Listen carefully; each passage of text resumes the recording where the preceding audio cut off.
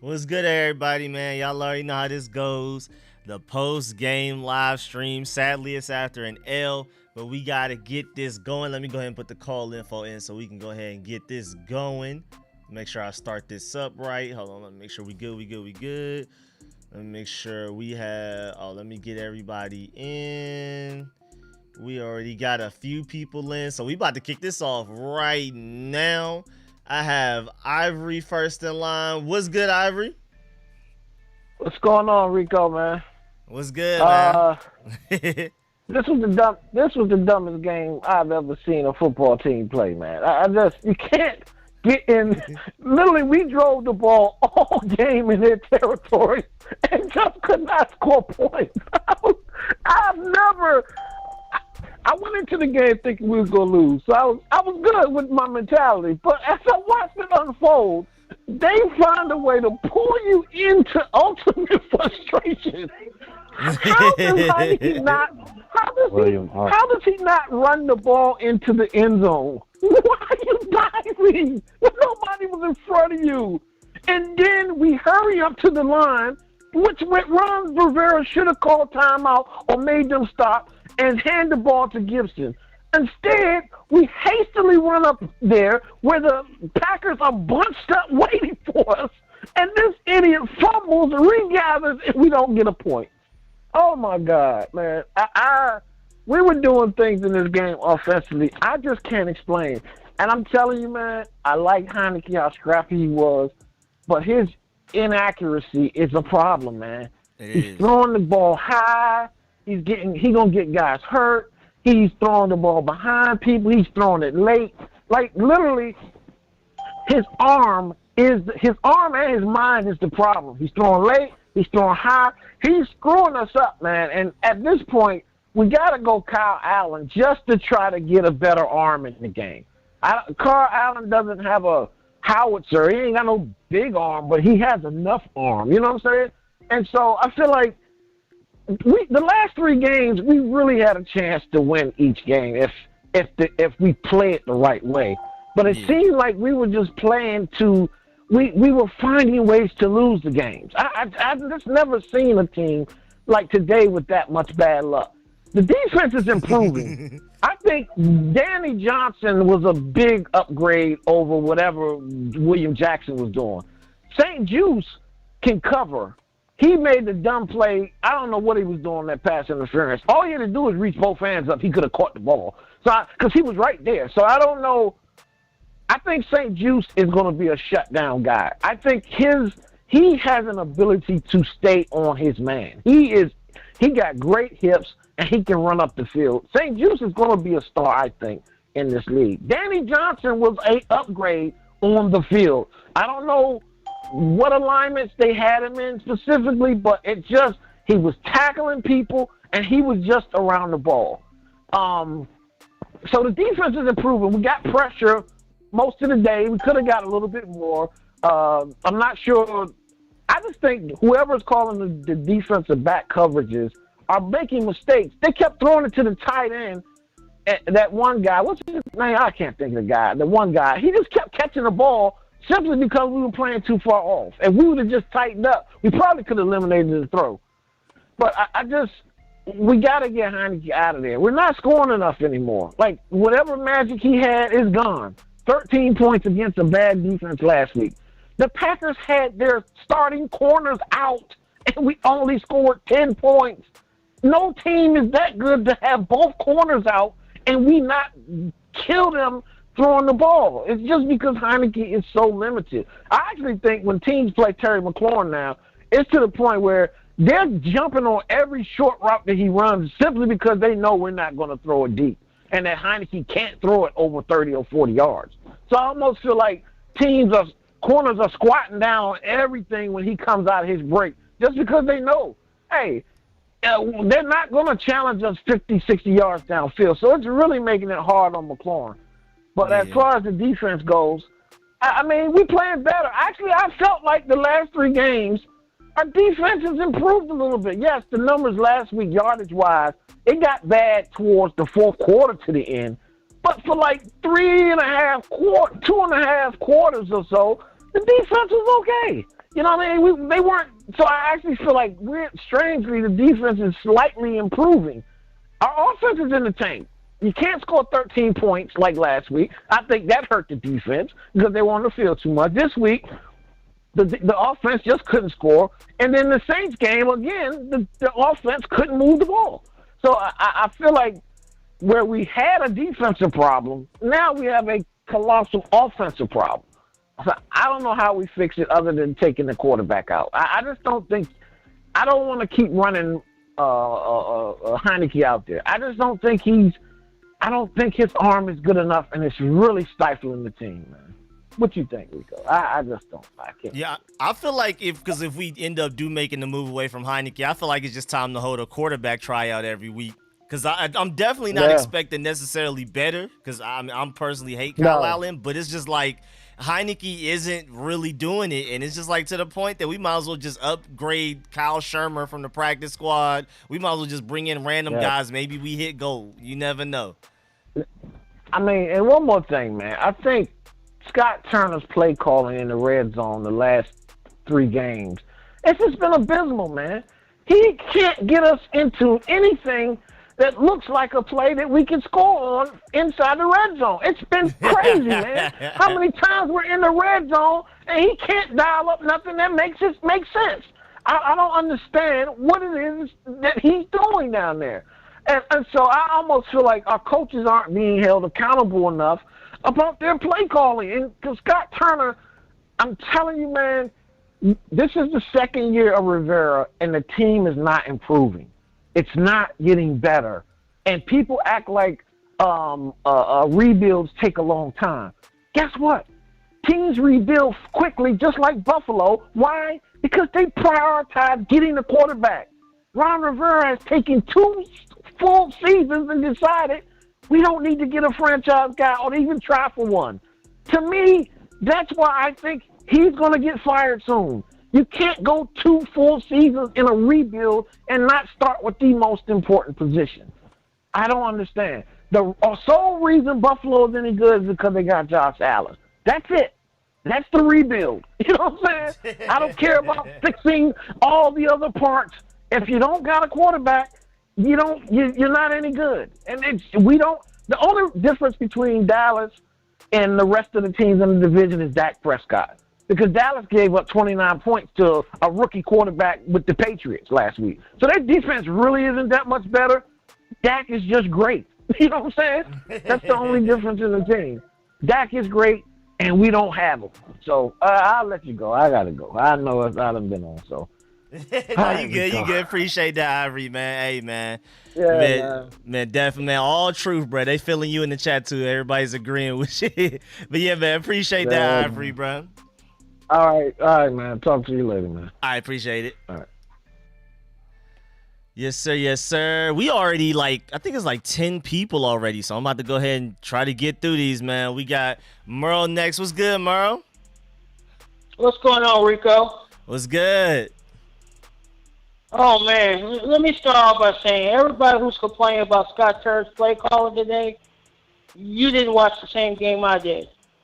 You didn't watch Terry McLaurin drop a touchdown pass by Taylor Heineke.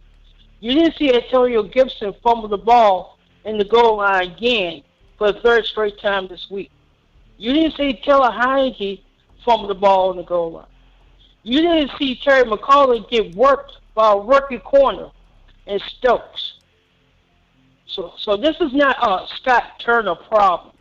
This is a Taylor Heineke problem. He's not a starting quarterback. We know that.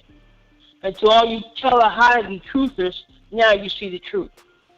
This man's going to get a wide receiver killed because he can't see over his offensive line.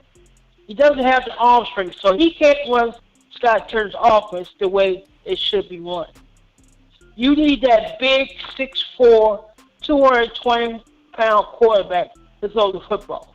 Somebody like a Carson Strong or a Kenny Pickett. He don't fit this offense. Scott Turner's not the problem. It's Taylor Heineke. And for some reason, Ron Rivera's brought every player he had from Carolina except Cam Newton. To me, that's starting to look more personal than professional. Because you brought Thomas Davis up here last year, and he stole money because he never played the game. You brought Cameron Hemingway and Marcus Ball, and look at Kurt Samuels who's stealing money now. You bring in all these players and somebody, that corner, and some linebacker, I can't pronounce his name. They're stealing money, but you don't want to bring in Cam Newton. I'm not a Cam Newton fan, but I'm saying we could get better quarterback play from a guy who actually knows the system and fits the system. But on the positive note, I think the defense is better. God knows the referees didn't call any illegal hands to the face but one time to our defensive line. Green Bay's offensive lineman had their fingers all in our guys' helmets all day long. Ridiculous. Yeah. Landon Collins, without doubt, plays his best game today because he's at the line of scrimmage and he's playing as a linebacker. All that money we have on the sideline wasting away. Curtis Samuels, William Jackson. We're 2-5 now, so it's only the season's over with. Right now, at the trade deadline, you should be looking to call up teams who want Brandon Sheriff and maybe even William Jackson. At this point, everybody's on the trade block except Terry McCoy and Sam Cosmi. Because a lot of these guys you're not going to keep anyway. If I was Rob, I'd be calling the Chiefs to see what they want to give up for Brandon Sheriff. Maybe get that kid that now you're playing Duvernay Turnoff, because he's a good guard. We can swap for them and maybe grab picks to get him. But Sheriff needs to be out. He should have been out of here the minute he got the franchise tag and refused the highest contract for offensive guard. That's when you should have got rid of him. But hey, that's in the past. We can't replace everything. Two, Martin Mayhew needs to be on the phone calling up people for trades of any kind, of any players you don't think you're going to keep.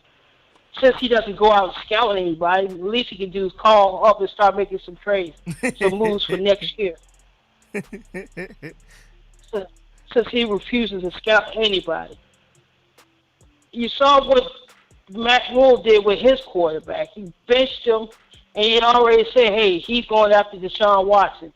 See, aggressive teams that are aggressive like that end up winning in the end. And one more last thing, I think Jay Gruden was right. Should have drafted Daniel Jones. And for all y'all who were laughing at this statement, guess what? Daniel Jones is 4-1 against his team. So stop laughing. If you look at his stats, he's played much better each year he's been in the league. But, you know, Rico, that's all I got to say. Man, I appreciate that, Merle. As always, man, always appreciate the call. Definitely call back next week. Have a good evening, man. You too, man. Go Dogs.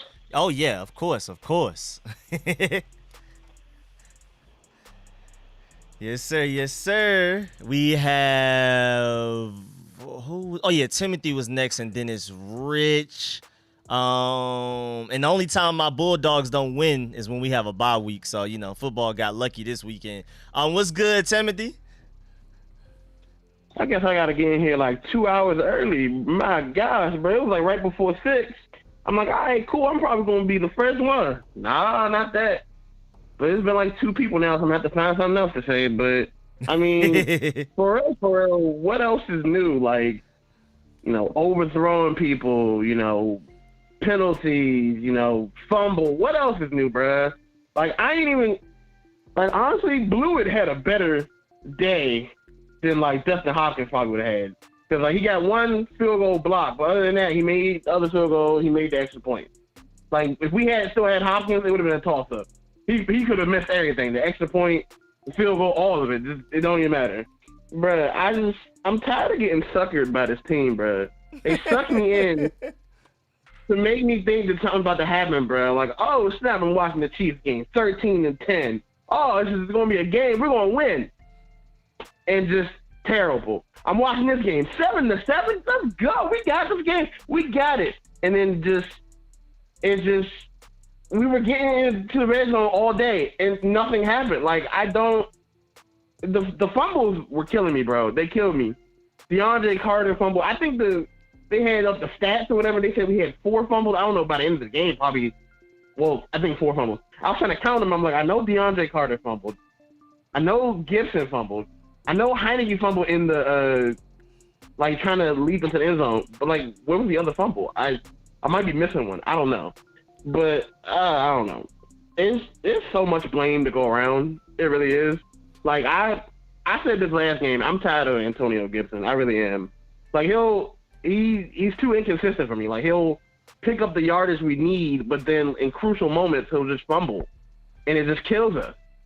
It kills us every time. I'm like, I'd rather J.D. McKissick. J.D. McKissick has been better for us this year than Antonio Gibson. It's a fact. Like, I don't know why, like, in short yardage situations when we're in the red zone, we're not bringing in Jared Patterson. Like, I don't even understand. Like, I mean, I don't know what I was expecting. We got injuries. Hopefully, De'Ami Brown's not hurt for long. Just that was a blow. Like, I don't even know, bro. Like, I don't even know what to, like, I'm just waiting for old boy. I ain't gonna call him out by name. I'm waiting for somebody, last week or somebody jumped on talking about, oh, y'all ain't fans. Y'all need to stop watching the game. I'm like, all right, cool. So we 2-5 now? Yeah, we 2-5 now. So, yeah, the season was over last week, but, it's even more over this week. But, oh, God, I'm sorry. I'm just watching this Rams-Lions game. But, yeah, I'm over here just commiserating, watching Bengals versus Ravens highlights, seeing what it looks like to have a quarterback, It's just, and then people talking about a rebuild, bro. Think about how sorry the Bengals line was, bro. We're literally the team they were playing when Joe Burrow got injured. This man come back and he's just dominating now.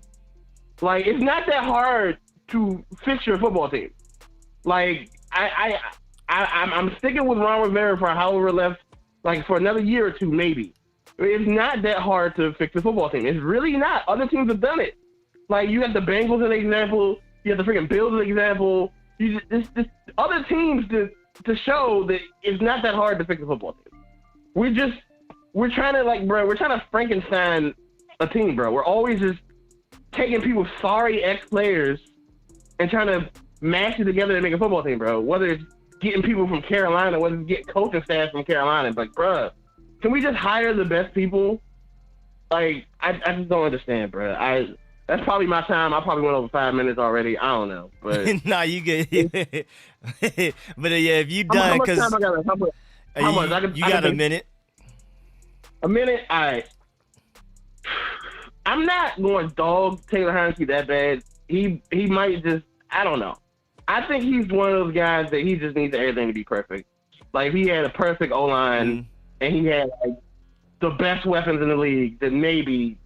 Well, no, he'd still probably be overthrowing people, underthrowing people, throwing it behind them, all that stuff. When he had that big run, I thought he was about to go off today. I really thought. When he had that big run, I forget, it's like 30-plus yards he ran, I thought he was going to go off today. But, nah. He had me fooled, bro. He had me trapped in that get juicy, bro. I can't, bro. I think I've been avoiding what is it, like, Chisel Adonis, like like his reactions or whatever, because we just gonna get dogs. Like whenever it's about our team, we just get dogs, and we deserve it because we just play sorry. We're so sorry. We're like this, bro. I can't even say. I have to say we're the sorriest team in the league, bro. I have to. I don't think there's anybody more sorry. Like maybe the Texans, maybe, but like even the Lions look like they're showing some. Well, actually, they look like they're about to lose to the Rams, anyways. All right, so they're about to be like 0-7. That don't really matter. Either way. I mean, I would definitely say as far as like what we expected to do and then what we're actually like getting, I think we have the biggest gap in expectations compared to like the production we're actually getting. But Mal, we definitely gonna have to move on. Timothy, I appreciate the call. We got like 15 other people in here. This is the longest I've ever seen this length. I'm sure other people got something to say. All right, Rico. All right, man, appreciate it. All right. Hopefully we catch a win. I don't know. Maybe. Probably not. All right, bet, man. We'll see. All right. Yeah. All right. Yes, sir. That's my boy Timothy. Yeah, this is the longest the list has ever been. I had to like move the app. I had to grab the top of the app and move it. So I'm about to be really strict with the 5 minutes, because I mean, some people at this point that got his 15th about to be on hold for like the next hour. So, what's good, Rich? How you doing over there? Oh, I'm having a nice day. I'm sick and tired of y'all, but you know, I'm just going with, you know, the star of the show. It's the highlight of the show. We need to get that straight. Okay. But I mean, y'all. I mean, I haven't heard this from anybody. But if you had us being the Packers, you are ridiculous. I mean, you had us beating Aaron Rodgers. There's not many teams that could beat. I don't know if any team in the league can beat the Packers right now. So what made you think us out of all the 31 other teams could? First things first, had to get that out the way. All right, now let's talk about it. Obviously, we got the positives and negatives. Positive, Chris didn't blow it. He didn't blow it. Chris did not blow it. He didn't blow it. That's a good thing to see. And it wasn't one of those. I mean, his kicks were drilled. I mean, obviously there was the low kick on the field goal that got blocked. I mean, he had a field goal later in the game that didn't get blocked, and like I said, it was drilled right down the middle. So, hey, I don't know if that's a one-time thing. I don't know if that's how he kicks. I don't know if that's going to happen again. I don't know if he kicks low, if there was a mistake. I don't know. But clearly he fixed it somehow later on, so we cool with that.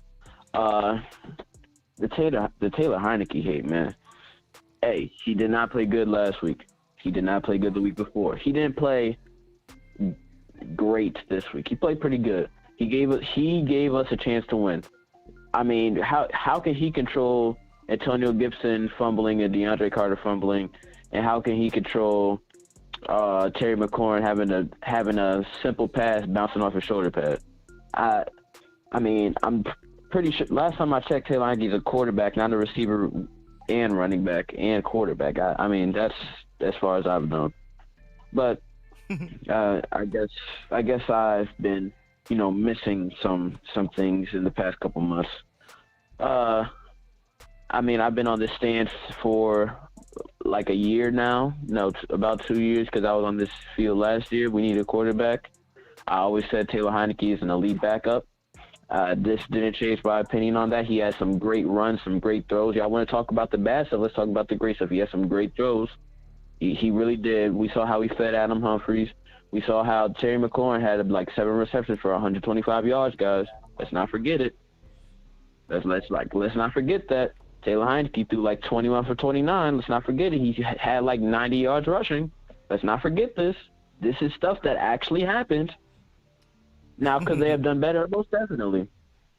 Obviously, you know, he clearly wasn't I mean, I don't care what the situation is. They're not going to hit. The linebacker's not going to hit you. It happens all the time where they slow down. He wasn't going to hit you in the end zone, bro. You gotta just walk in there. And if he does hit you, guess what? There's some laundry on the field now. And I mean, it's not gonna. The laundry doesn't mean anything because we already scored a touchdown, but there's gonna be laundry on the field. Now that defense, my boy. Oh, I love to see it. I to see it. Love it. Want more of it. If you didn't notice, both the coaches, both the coordinators, shall I say, switched some stuff up. You know, we ran some more man. Landon Collins was a linebacker, and we blitzed more, and it showed, and it worked. It worked. It worked when we changed stuff up, and you do the things that I said, which is why you should hire me. It worked, and we saw the results today, holding the Packers to only 24 points, which is actually very good, especially in a league where they have Devontae Adams. Another thing, Aaron Jones was a non-factor. Not every team can do that. We did that. Devontae Adams didn't really do much, but he did stuff. But he wasn't doing anything crazy. Then when we saw, boom, you move Landon Collins down, he made some crucial tackles. I mean, he wasn't great in coverage. He wasn't awful. I didn't hear his name called, so I'm assuming that he just did his thing. Clearly there was nothing over the top. Besides that those two Robert Tonyan plays, I mean, there really wasn't any, I guess you could say, big plays, like air yards, like more than 20 or 25 yards. You can't really say that. So defense had a really good day today, got to the quarterback. My guy, Don Allen, did his thing. Montez Sweat did his thing. Chase Young was getting double team, but still, as always, made an impact in the run game. Say what you want about the sack numbers. Sack numbers aren't everything. He's always in the run game. Always has been, always will be. The same thing for Deron Payne. Tim Settle had a good game. Jamin Davis, he made a couple of plays. I think he had one sack on a blitz, if I'm not mistaken. I might be wrong on that. But, yeah, I mean, if we keep playing like this and we start converting, I mean, those boneheaded plays that happened in the red zone today, more likely than not, aren't going to happen again. I'm more likely than not, they're not going to happen again. So, guys, you keep saying the season's over. The hardest part of the schedule is over. We already played Justin Herbert, Josh Allen, Aaron Rodgers, and Patrick Mahomes. All we got left is Brady. And we played Brady when you guys have seen it all year. All we've been doing is building. We played better defense than we did this week, last week, so on and so forth. Y'all have seen it. If we go, the Broncos have lost to the Browns, and y'all know the Browns' laundry list of injuries. We could really go up there and just shove our foot up there, you know what? Like, we really could. Like, we really could. And then we could. But Rich, we're like a whole minute over the 5 minutes, so I'm sorry to cut you off. But yeah, again, we still got like 13 people. But man, I appreciate it as always, man. Definitely call back next week, man. Again, I mean, like you said, the schedule may not, it's not as daunting as some people feel like it is. We probably can end up winning this game against the Broncos for sure. Definitely. Yes, that's all I'm saying. Like, y'all are so down on the season. Like, this is the part of the season we're supposed to be good at. Besides, obviously, the Bucks. Their Super Bowl chance. But my time's up. Y'all have fun. All right, man. Appreciate that, Rich, man. Big time, my boy Rich in the chat, man. Appreciate it. But definitely call in next week, my boy. Yes, sir. Yes, sir. All right, moving on. We got Will Austin next. How you doing over there, Will? Hey, what's good, Rico? How's it going, man? What's good? Man, well, first of all, I want to say congrats on your Atlanta Braves, man, for going to the World Series. Thank you. Good Thank for you. that. I mean, I'm not a huge baseball fan, so it's not like, I was on the edge of my seat. Yeah. I just like seeing Atlanta happy, but Falcons are like the only Atlanta team I hate. Other than that, though, everybody else, y'all do y'all thing type of thing. I hear you. I just want to say I thought it was going to be a win because my birthday is this Wednesday, so I was hoping we could pull it off. But Happy belated. Thanks. Oh, no, it's coming up. It's coming up this upcoming Wednesday. Oh, okay, cool. So, yeah. So, but yeah, I still say Jack Del Rio got to go. That Lazard touchdown, that was way too easy, like that they got. I'd say we need an elite mobile quarterback, of course. I mean, Taylor Heineke, he still got some, learning to do. So, I mean, yeah, we still need somebody like an Aaron Rodgers or somebody to help us. Also, how do we always get 30 yards down the field and no scores, like past 30 yards, and we couldn't score at all today? That just blew my mind. And Gibson, he fumbles too much now. He got to do better. Got to keep those balls, man, especially even when you go down, you got to hold on to it. And I say Aaron Rodgers was beating us with his discount State Farm double check today, man. The way he was like, It was crazy. Heineke and these gruesome hospital balls, man, gonna kill our receivers if he don't stop like throwing these hospital balls like that, man. He gonna Man. wear us out. And yeah, like they're gonna be taking hits and blows, and we ain't gonna have. I mean, we already got injuries consuming us, so that's like a big issue. Like half of our like O line was missing today. You know, our offensive front and everything. So that also could have helped us win today. Yeah, we got the tools and the talent. We just need it all to gel together, and we can get get it together. And we can be out there winning these games like we supposed to. And of course, that Heineke pick that he threw, and this time it was in the end zone. I'm like, what is going on? I'm like, don't be playing like Kirk Cousins, man, because this is the stuff he was doing, throwing like picks in the end zone like that. When we're in the red zone, and then you throw a pick. And I'm like, what is Ravon Rivera's plan? I don't even think he knows what his plan is at this point. Like, hopefully it works out. I mean, hopefully we can pull it together because I'm like, if Heineke doesn't get better, I'd rather take Steven Montez, man, than go in and try to do something at certain points. It's like, it's crazy. Like, we got to do better. I mean, we didn't play as bad as we did in the other games, which I'm proud of. Like, I can say we did a lot better today than we did in previous games. So if we can play like this and get things under control and Heineke can get better, stop with these picks and we can pick up our running game, we possibly can win some more games this season. I mean, we still got to play the Bucks, which is going to be tough. And we got to definitely deal with Dallas. I mean, even though Dak is trying to ball now. So, yeah, I see. Yo, man, I can't believe the Cowboys are playing like that. All because Dak is back. But, yeah, it's like scary, but I can see us getting better. I mean, we getting a lot better. Defense is doing a lot better. So, yeah. And also, like, yeah, Rico, if you like popcorn, my fraternity, Phi Beta Sigma, they having a popcorn fundraiser. Like 4 days, where we got 2 days left, which October the 26th, the last day.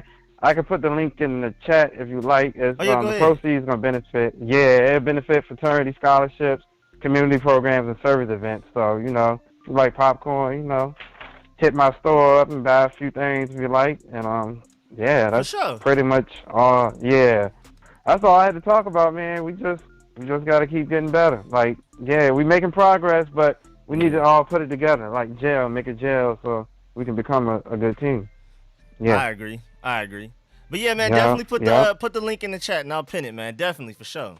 All right. Appreciate it, man. Thanks a lot for taking my call. I appreciate that, Will. Yeah, no problem. Yes, sir. Catch you next week.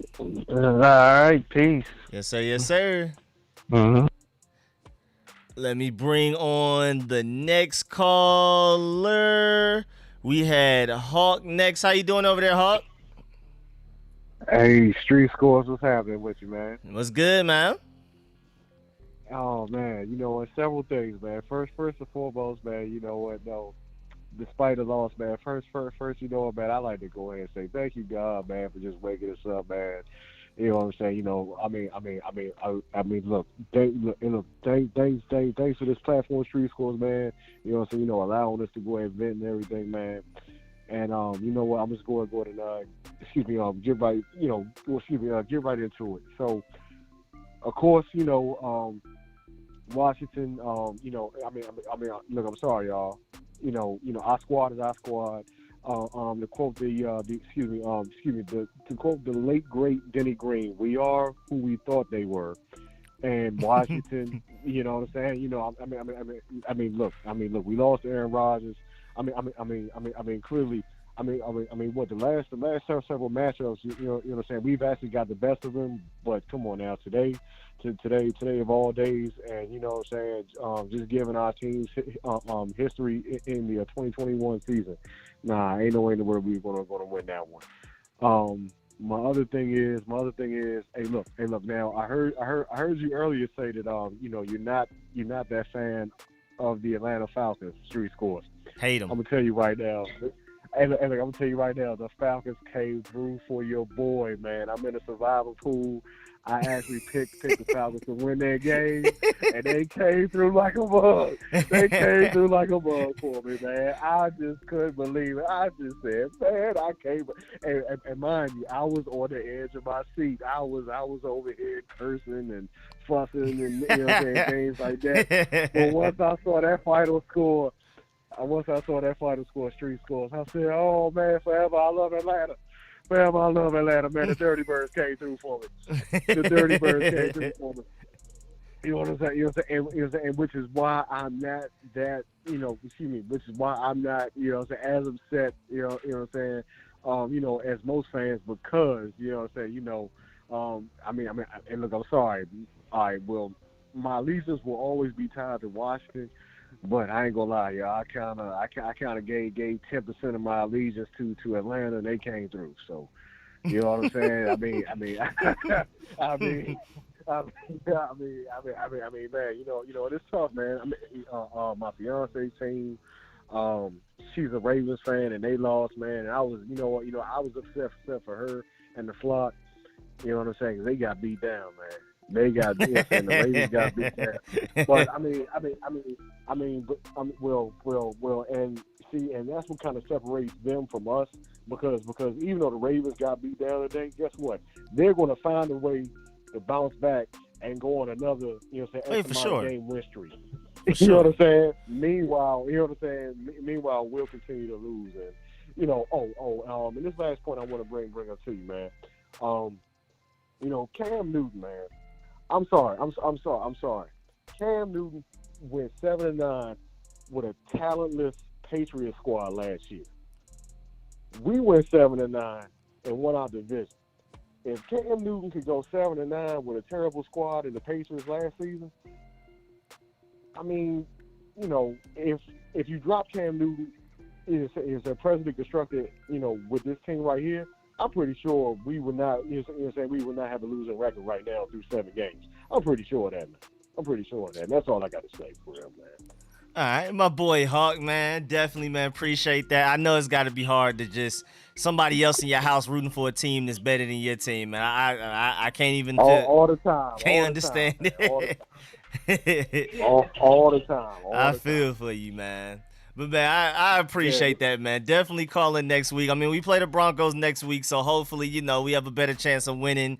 They don't have that elite quarterback that can kill us. And, because, honestly, today, there was good coverage on a lot of those passes. Aaron Rodgers is just Aaron Rodgers. Devontae Adams is Devontae Adams. Luckily, we don't have to go against that next week. So, man, I really think we do have a chance against the Broncos. But we can't beat ourselves, man. And, man, I appreciate that again, Hawk. Let me bring on the next caller. We have Rudy. How you doing over there, Rudy?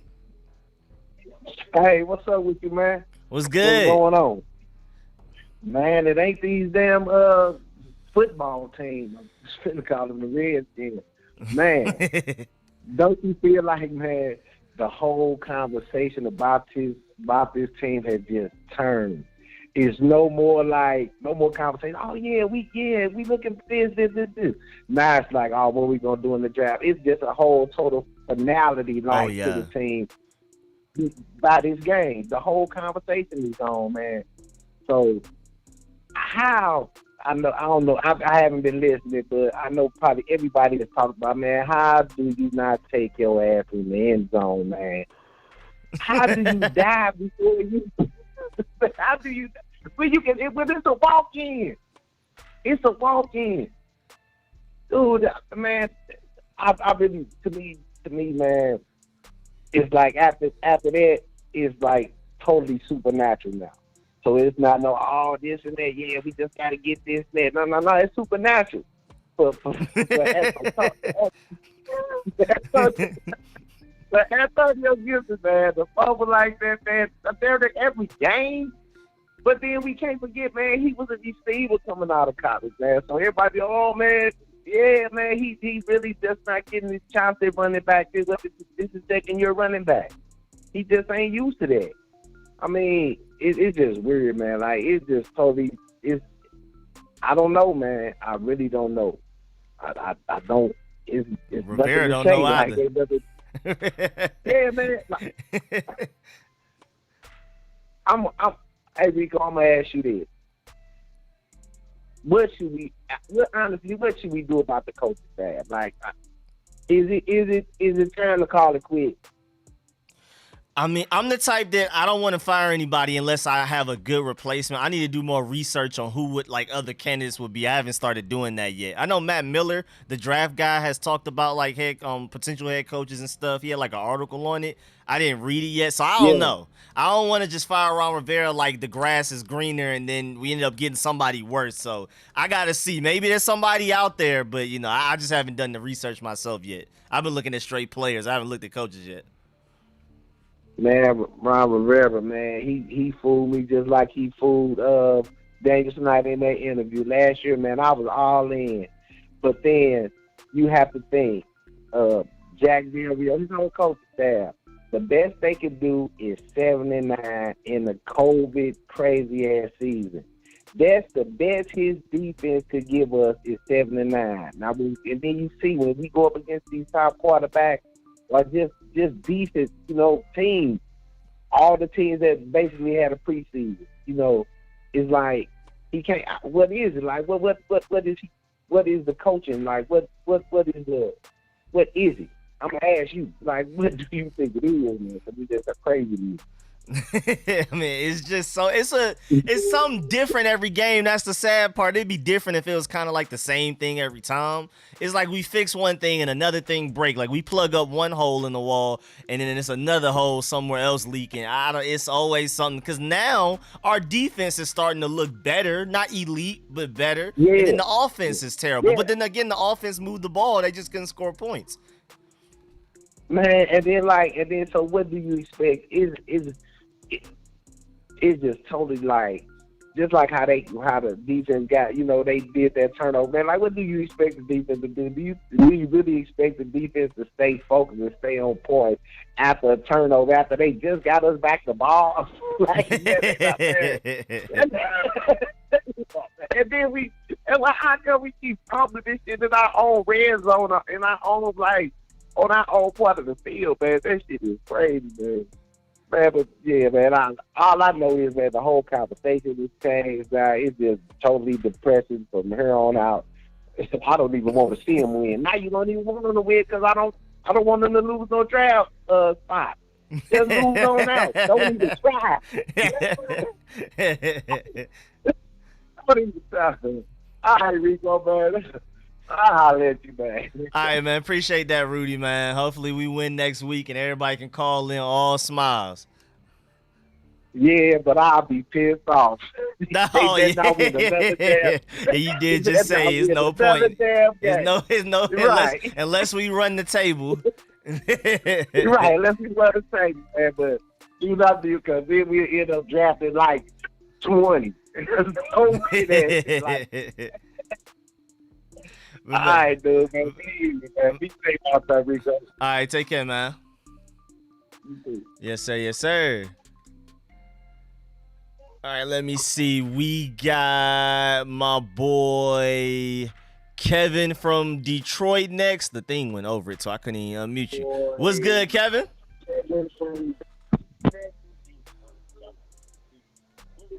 Kevin, you there? Hey, what up, though, Rico? What's good with you? There we go. What's good? What's good? Yeah, I'm good. Can't call it. But look, man, he game though, right? Now, oh man, what I think, my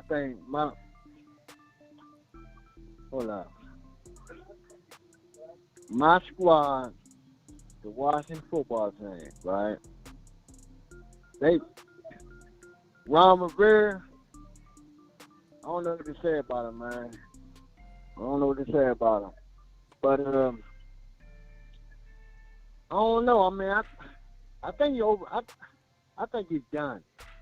You know what I'm saying? I just think he's done. You know what I mean? I don't know, man. I'm just frustrated, dog. I'm just frustrated, man. Taylor Heineke, you know what I'm saying? He's not that dude, man.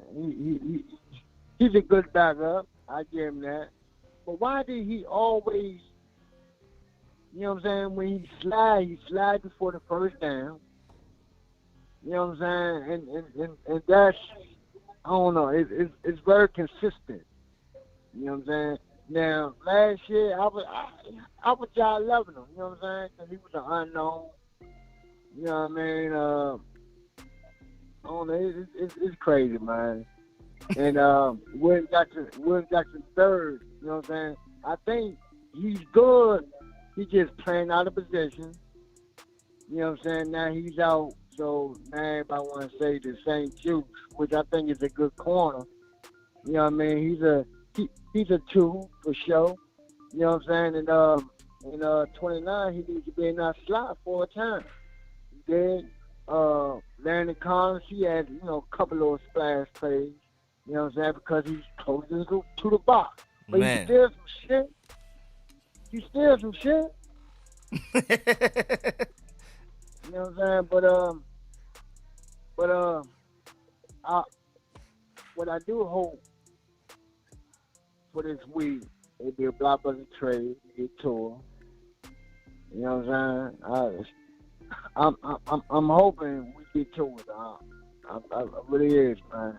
I know we ain't gonna get Deshaun Watson.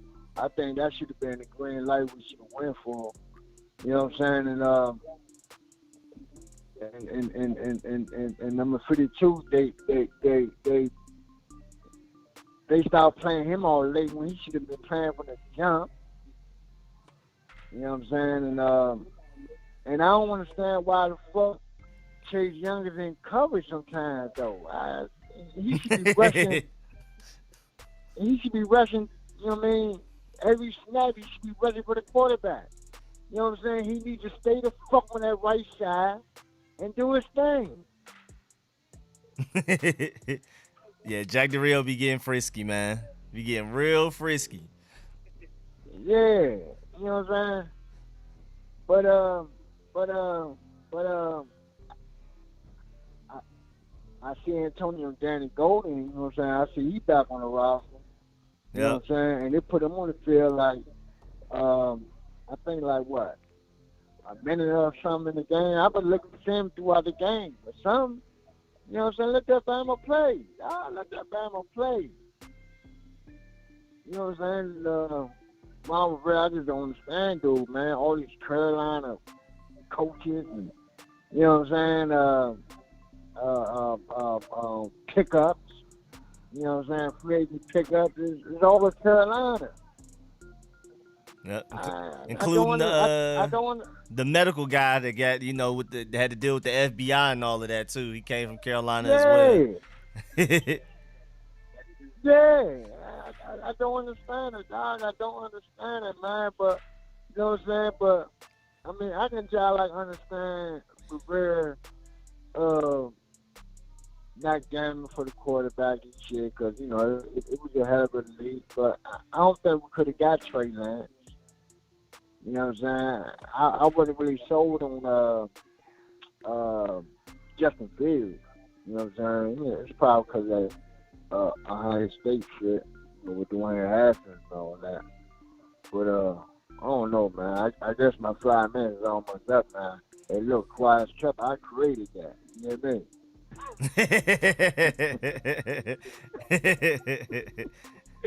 Hey, Rico, man, I love what you do, dog. You know what I'm saying? I watch you favorite, dog. I haven't been on the phone with you in a minute, but I do watch your shit, dog. I do watch it, man.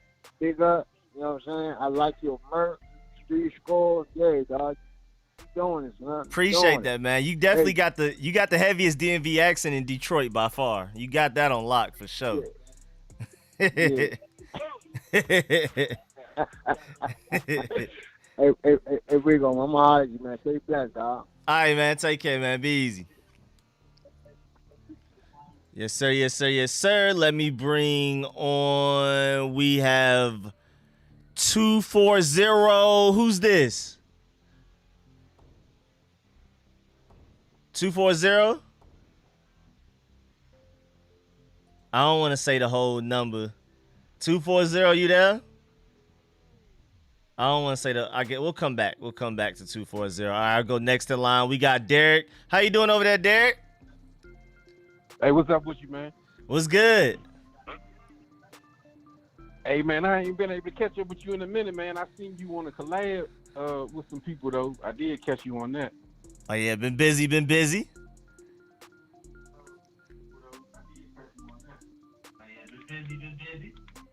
Yeah, man, look here, man. I'm going to be 100 with you, right? Everybody is sick right now because they drunk the Kool-Aid at the beginning of the season. All right?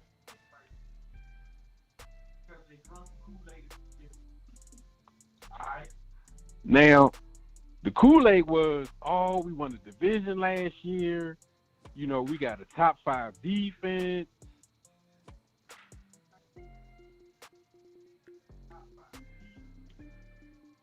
So it's like everybody was riding off that high from last year, right? But they forgot we were 79, man. It was an ugly 79 too, I ain't gonna lie. Yeah, so, and then when Ron first came here, he told everybody, look, man, this is going to take me at least 3 years to get this team to where I need them to be. I do remember that. You know, so really the division win last year was just a bonus that we got early. Yeah, I mean the Cowboys were way worse than what they are now. The Eagles were worse. Yeah.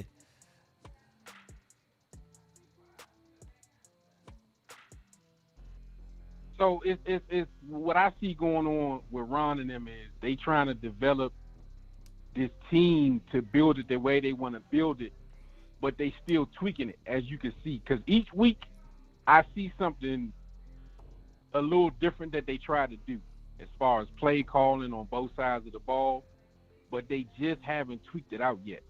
They haven't got the recipe down packed the way they want to yet. Yeah. This is a good year to experiment too. I mean, we weren't coming in here expecting to be Super Bowl contenders, so I prefer for them to get the ugliness out the way.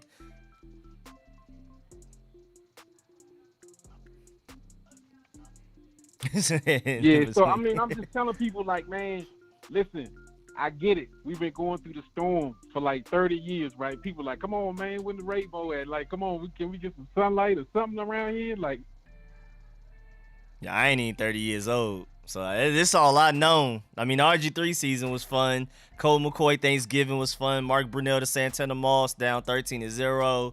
A little bit of Kirk Cousins. That's all I know. That's all I got.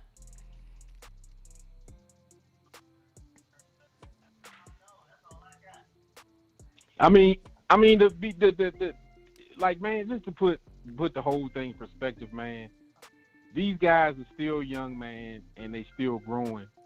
And honestly, we don't have a quarterback, man. You know, we have the infrastructure. We got, you know, offensive line. You know, we got a defensive line, right?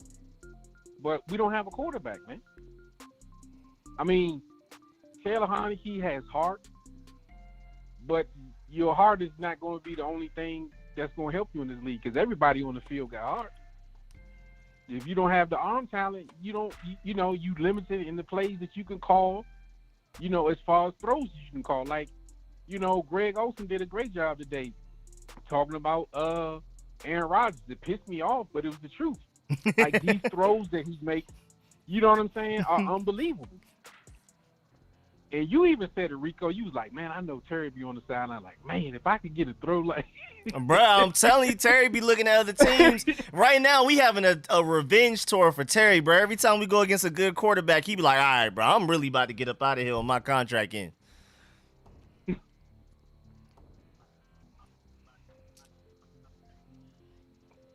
It's rough, man. It's rough on him, man. Because then the other part was, and this is just my honest opinion, right? If Curtis Samuel was able to play, the game would be different. I do think so. I think him fully healthy would help a lot, for sure.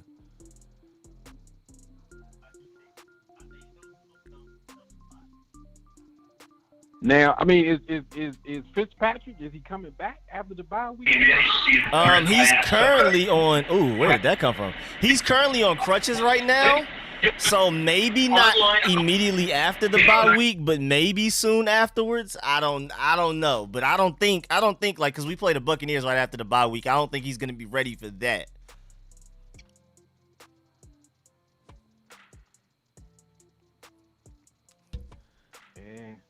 Like, I mean, because it's 9. If you look at the schedule, it's 9 games after the Bucs that we can win.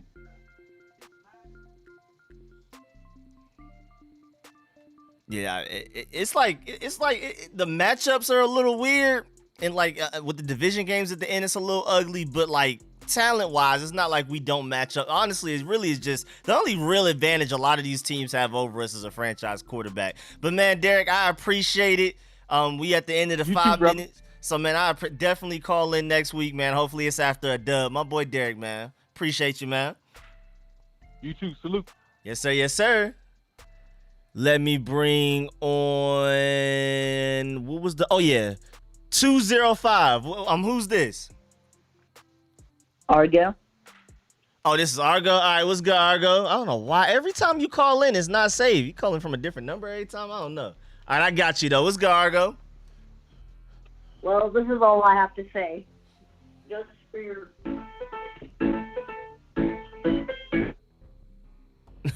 What was that? Was that it? That was literally it? You good? That's it? All right, I guess that was it for real. All right, Argo just came by with the drive-by. I don't know what that was. Let me bring on the next caller. We got A43. How you doing over there? Oh yeah, who is this too? Who's A43? Yeah, that's me, Apostle. Thanks, Rico, for taking my call, man. Let me say that right now. What's good, man? Yeah, man. First time caller, long time listener, man. Appreciate it, man, for sure. Yeah, man. I go back, man. Became a Redskin fan in 1965. I was 10 years old. Dang, all man. Right. I just got here in 1994. Yeah. Well, no, that's okay. I'm about to say, you got to what see I've some been fun. checking out. Yeah. I mean, we had our good times. Yeah. And, I've rode many years on them good times, man. So, a few bad times, and I've seen that too. I've seen the good, the bad, the ugly when it comes to this team. But I'm HTTR for life, and we don't quit. We just continue on going, man. I don't think we got a coaching problem. I don't think we got a participant problem. We got a Snyder problem. We got another major problem is when Fitz went down, we should have picked up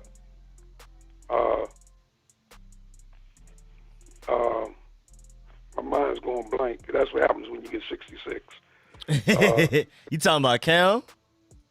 Yeah, we should have picked up Cam immediately, man. He's sitting out there. I can understand not going for him before that. But when Fitz went down, we should have picked up Cam. Cam is better than at least half of the quarterbacks playing first string today. Now, with who we got, you're not going to get more from him than what you're getting. That's all you're going to get. We're not going to get more. He cannot throw a player open. He cannot anticipate. Every time he catch a receiver, the ball is thrown late. Yeah. Luckily, the receiver catches it. All right? I'm not down on him because he's a good second-string quarterback, and every man deserves a job. So, I mean, he's there. He's what we got. But there's no way Cam should be unemployed. No way. There's something going on as to the reason why Cam is not. And he's an ex-Carolina player. That's what they like. I don't understand it. I thought that's what they had on the team is full of Carolina players, coaches, and everything. So Yeah, I thought they were like him. We bring them Something's wrong. in to do anything but quarterback. Right. So something's wrong with that. I don't know if it's Turner and what went down between him and Cam, but something's wrong with that. This is about football, and it's about women winning, and we got to put our feelings in our pockets and change our pants, right? Now, this defensive line is no different than it was last year. It's no different. They not playing any less. They playing hard. I can throw the flag on any down because they being held. I hate it. Constantly. I hate it. They being held, and the refs are right there watching it. Sweat had two guys on him, one on his back, one on his front. How is he not being held? One guy on his back, the other guy on his front. How are they not holding him? I don't understand it. You know, I think they got one call from the front for, and it wasn't holding. It was taking off Young's helmet. Oh, yeah, it had to be something blatantly obvious that they had to call. Right. The one holding call they got was against the tight end, not against the offensive line. And this has been going on all year. I think that defense for 4 got 2 calls in all 7 games so far for holding. 6 or 7 games. 2 calls is all they got. And they being held continually. Now, I know the coach ain't going to say nothing because he don't want to get blackballed the way Joe Gibbs used to get blackballed when he used to complain about the refereeing. Okay? And then we went through that whole thing about the name changing as to why they used to treat us bad. But there's one thing I keep noticing, man. When the ball lines up, when at the end of the play, it's always a referee taking a foot back when it comes to the Redskins. But the other team, they seem to spot the ball just where it needs to be spotted. I don't understand that. I'm just watching the game, man. I'm just watching and seeing what's going on. Terry had a guy on his back, arm wrapped around his side. That's not pass interference. But then you're going to call St. Jude pass interference for going for the ball? He was going for the ball. And you call it, I can see if he wasn't going for the ball, if his back was to the quarterback. Yeah. But he was turned around. There's going to be hand-to-hand contact. The tight end, when he caught the touchdown in the end zone, he pushed off, man. Oh, yeah, for sure. Before the ball was in, the referee's right there. It's like, don't tell me they don't see it. You know, I can see it on TV. You on the field. You standing 5 feet away from the guy. Don't tell me you don't see that push off. You know, but it's what it is. Defense is not playing any less. Them boys out there playing hard, man. And they're not complaining about it. But they showing up every Sunday, and they playing hard, man. They just need to stop cheating them, man. That's all.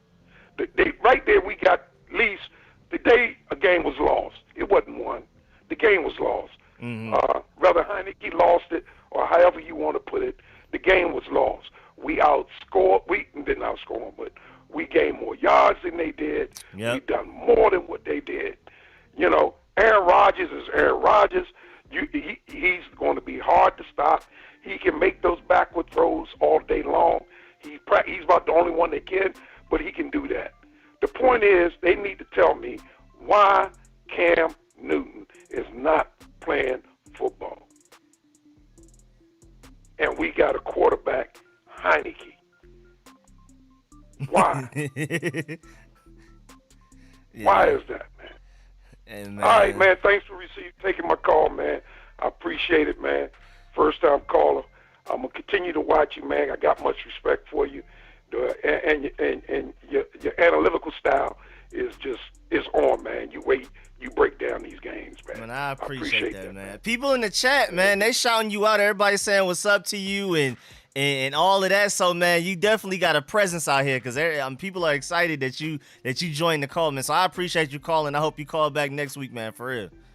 Yeah, I will. I am the apostle, so they know me from calling in on getting into politics and to the religious movement, man. So okay. That's why everybody know me. All Okay. right, brother. Okay, bet, man. Yeah. Appreciate it, man. Good call, man. Appreciate that, big time. All right, brother. All right. Thanks for receiving my call. All right, man. Have a good evening. Yes, sir. Let me bring on. Next caller was the 252 number. How you doing over there? Who's this? 252? It's Rick D. Bet. Let me say. All right, bet. What's good, man? No, I called in a few times before, and I don't know why you not I saying. couldn't watch the game the last couple times.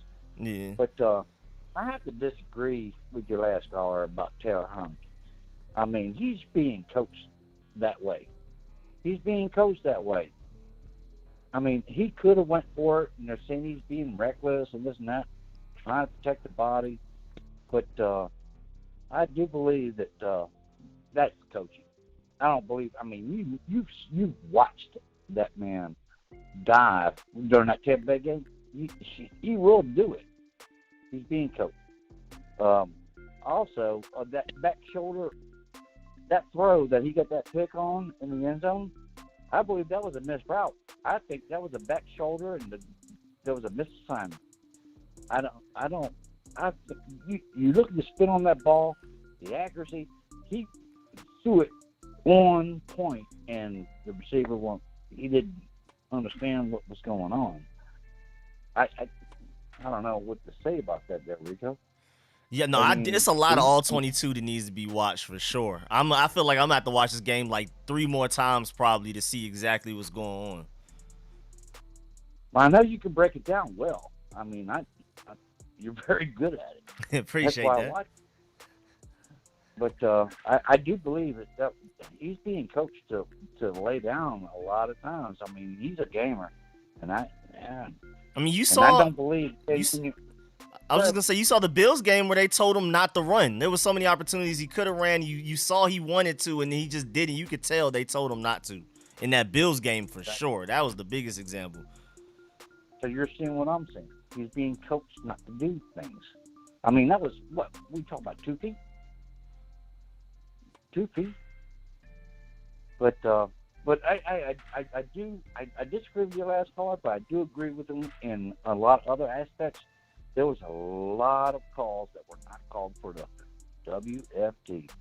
There's something about it. It's I don't know if it's them, Republican, whatever, but man, just because we're the Washington football team, I mean, hey, we're still players, or we're fans, but give us a call. I swear to God, when they fumbled, when he fumbled, I thought they were going to get the Green Bay. Oh yeah, I wouldn't have been surprised. I was just totally. I'm like, oh my God, they actually watched the tape. But it was a little crazy. But on the defensive or our linemen now, on our D line, when we have such a good D line, but when 2 of them are doing the same things, when they push so far up the outside, why don't they have a swim move or a spin move to go back inside? Yeah. Because drive them so far down, and now it's 9 on 11. I mean, we just effectively took out 2 of our best players. They're gone, and now all they got to do is pick and choose. If one wants to go deep, one has to spin inside. They got to communicate better because it's just too much. My God, I mean, you can see this in JV football. I mean, you cannot always go all the way deep thinking you're going to beat that guy. I don't know. Your thoughts? Oh yeah, no. Teams have been killing us all year with that. With Chase Young and Montez Sweat, like you're saying, getting too far deep. That's where the offensive lineman wants them to go. They do it as if like they feel like they're winning, and they're technically kind of getting past the offensive lineman, but they're like 3 yards behind the quarterback, nowhere near in reach to touch him. So it's not even a pressure. It's just no spin to go inside. Yeah, I would love for them to spin back. I mean, if they can do that effectively, one still go deep, one do the spin. We can get to that quarterback so much. I mean, so much. Because we're getting pressure up the middle, too. We're getting pushed in the middle. They just open up that little side area for them to move around through. Exactly. You're right. I mean, man, we got studs up there, man. We really do. But that middle linebacker, I think he's playing his heart out. He is playing his heart out, but man, where's the support? There's nothing. I just don't see. We're going to have to draft linebacker. We're going to have to. Yeah, I wouldn't be surprised. In my mock draft that I did, of course it's way too early, but yeah, I had us taking linebacker 3rd or 4th round because I know I definitely went free safety 2nd round if he makes it that far. But yeah, man, Jamin Davis has potential. He's playing his heart out, but we still probably need more help there. I definitely agree. Jameis he hasn't been a letdown, but man, the boy's got heart, and I just need more playing time out of him. And I think he's going to be a quality linebacker. It's just he needs to understand it. I think the game's a little too fast for him still, but once he gets it, he's going to be awesome. I agree. He only played 1 year college. Even Greg Minuski was coaching at Kentucky and warned us hey, if y'all draft him, he may need some time. He's only started 1 year. He's going to be pretty raw. So right. I'm not surprised that he's having a slow start compared to a Micah Parsons and those other guys. I'm not surprised at all. Totally agree. But all right, well, I guess I'm out of time, man. Now you good? But thank you, man. Definitely thank you, man. Definitely call back next week if you can, man. For real. Yeah, well, I could call back next week if I was busy. Yeah, well, I could. Oh, something came and interrupted it. But yeah, man, thank you, man. Definitely appreciate the call for sure. Thank you. All right, have a good evening. Yes, sir. Yes, sir. Yes, sir. Let me bring on the next caller. We have 301. How you doing over there? Hey, what's going on, Rico? Yes, sir. Who's this? It's Dominique. All right, bet. I don't know what's going on. I hope my app can figure out how to save y'all long term instead of just every now and then. But yeah, man, I got you. What's good, man? Hey, man, same old. I sound like a broken record, but here I go. This is Ron Rivera's second year. It's going to take him time. Bruce Allen and Daniel Snyder made a whole bunch of terrible draft picks. And this is what you see. You don't see, or let's put it to you this. Name me a 4th round, 5th round, or a 3rd round pick that is still on a team that Bruce Allen and Snyder drafted. Name me 2. It's ugly. I mean, I guess technically Chase Roulier, technically we started getting a little bit because Kyle Smith started hitting on a couple of them right before they all left. But before then, it was ugly. Everybody is gone. Exactly. So Ron Rivera does not have the depth or the personnel except all these number 1 picks on the defensive line. So that's the problem. You don't have the picks. You weren't able to groom them. They weren't able to stay with the team and get a second contract. So therefore, the depth is not there. Heineke is not a franchise quarterback. Everybody, stop it. He's not a franchise quarterback. He's a stopgap quarterback. He's a guy that can hopefully you pray, put your hands together, and say, can you please win me 2 games while my starting quarterback is out? He's limited. Yeah, basically. It's just stop. Just stop. You see, the proof is in the pudding. Watch him. He's not that good. And tell me, again, please, everybody out there, please tell me, if they fire Ron Rivera and Jack Del Rio right now, name me one head coach in the NFL that assistant coach or somebody else that wants to come to Washington and be the head coach of this team. Good point. And then again, let's say this: if you do get in there another head coach, guess what? A whole new scheme. everything starting all over again for everybody. And you're going to be right back in the same boat you're in with Rivera, saying, why isn't he doing this? Why isn't he doing that? Because he's getting his personnel in. Rome was not built in a day. This is going to take, if he can get to year 5, it's going to take at least that long of a period of time to see a change. And that's if he hits on free agency and the draft picks. And that's a big if. And then what is everybody going to say if the team starts to come around? Oh, man, Ron Vera is the greatest thing since sliced bread.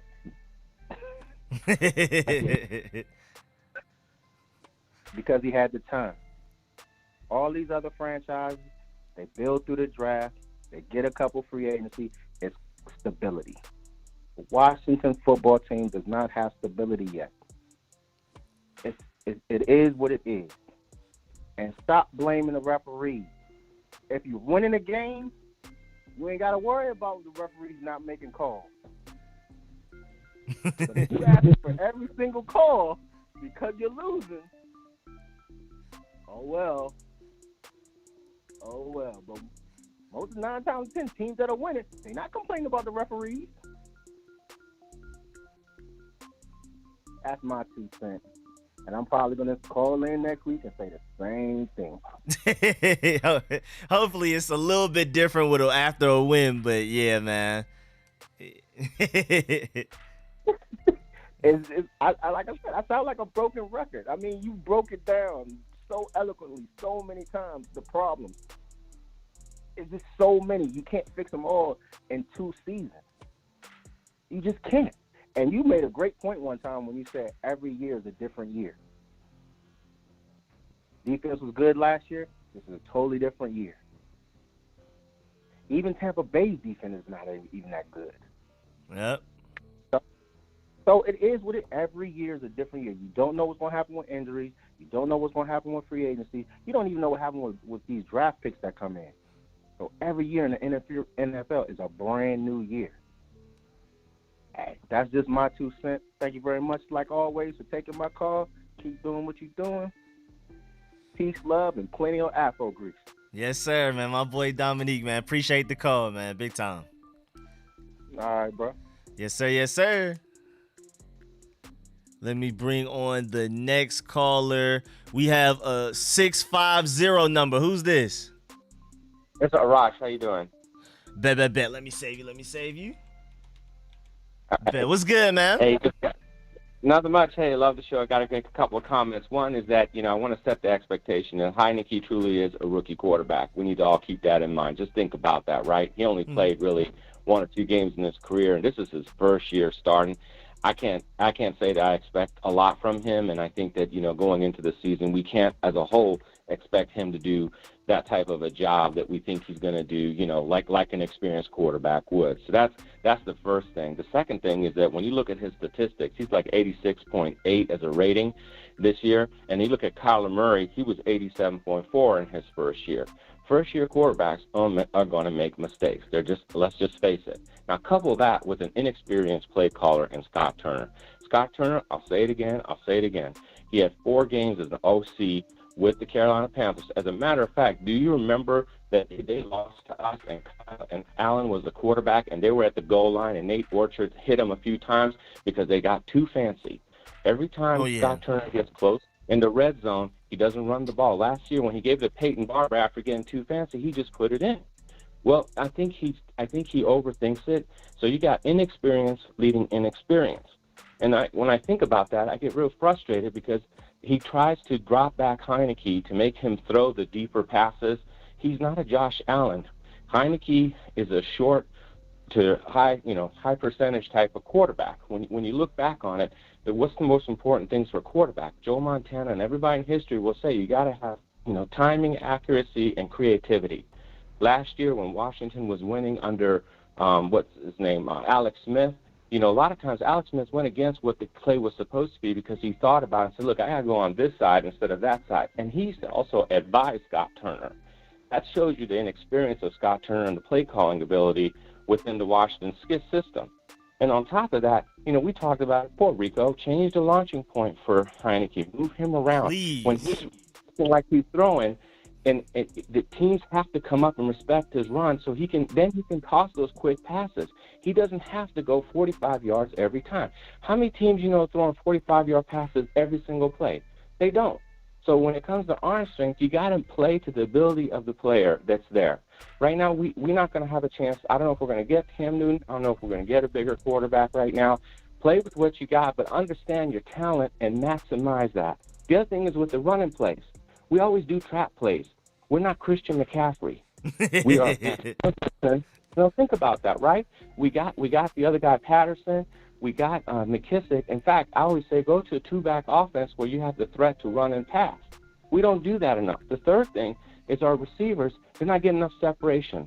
When you start going longer passes, you got to get separation. De'Ami Brown, he's like a UFO. He gets a once-in-a-while sighting, and then you don't see him in the game. Now, he got hurt today, but you know what I'm trying to say. Yeah. You got to get separation. If you get shorter pass plays, McKissick had 80 receptions last year. He was the second in the NFL. Why? Because he kept coming across the line of sight of Alex Smith. Alex Smith threw those quick passes. Every team that played us knows our defense is good. What do? They threw those quick passes, quick hitches, quick outs, short, high percentage. That's the game that Heineke can play. That's what we got today. I'm not saying, we should be better. Yes, I agree, but play to your strength. And the other thing, the playmakers, who they truly are. Is it McLaurin? McLaurin will say right now, Gibson, McKissick, Seal Jones today, and then the last receiver could be, Carter and or Humphreys. We got to learn to play with those guys in the field, get them the ball quicker so that they can make a yards after catch. That's what that whole statistic came from under Joe Montana. He didn't have the arm strength. They'll be the first to tell you that. But what did he do? He was throwing them short, high percentage passes and letting the players do their thing. And I think that's hyper important. Now, when you flip over to the defense side, think about it. We played top 10 quarterbacks, all with the exception of Daniel Jones and even Matt Ryan, who's like number 17. I don't know if you know this, but, Jameis Winston was like ranked number 8. So we were playing top, I would consider quarterbacks that can be able to connect and move the ball very well from a defensive perspective. I think we have improvements. There is room for improvement. You do see defenses improve after usually 7 or 8 games. Even last year, think about it. We weren't necessarily a dominating defense early on. As later on, as we started to play, the defense started to play better together. I think I start seeing signs of it. Doesn't mean that we can't. I think we still can. There's still room for improvement. There's people out in free agency. I don't know why they don't make a play, for example, like a Miles Jack, go to a developing team that, kind of young, that might have a decent veteran. What the linebacking core needs is leadership. They need somebody, a veteran out there to really come and talk in their wings, that could play sometimes. Merciless was available. How can we sign him? Just to come in and just help, from that perspective. So when I look at the whole thing, I look at the whole picture, the expectation is that, we got inexperienced, really offensive coordinator, really his first year was last year, leading truly an inexperienced quarterback. And then on top of that, from a defensive perspective, I see them getting better. I still feel like we need to play man. I still feel like we need some people in the backfield. But as you look at it, we just got to temper our expectations. Now, going down the road, like you're saying, the number of teams that we have to play, really the top team I would consider would be like, Russell Wilson, because they're a good quarterback. You got, Tom Brady and Dak Prescott. Do we have a chance against other teams outside of those? I think we do. Because our defense has faced so many good ones that maybe they can be a little more dominating as it goes on. But the most important thing, you got to really build the running game creatively, and you also got to help Taylor Heineke just play to his strengths. He's a short quarterback like Kyler Murray. He moves around. You got to move the pocket. You got to get the ball out of his hands quick so he doesn't have to sit there, drop back, and throw a 30-yard pass downfield that gets picked off. It's just annoying. Then when we get a tight end back, what's that, brother Logan Thomas? Once we get him comes by, he helps us because it's an inside-out game.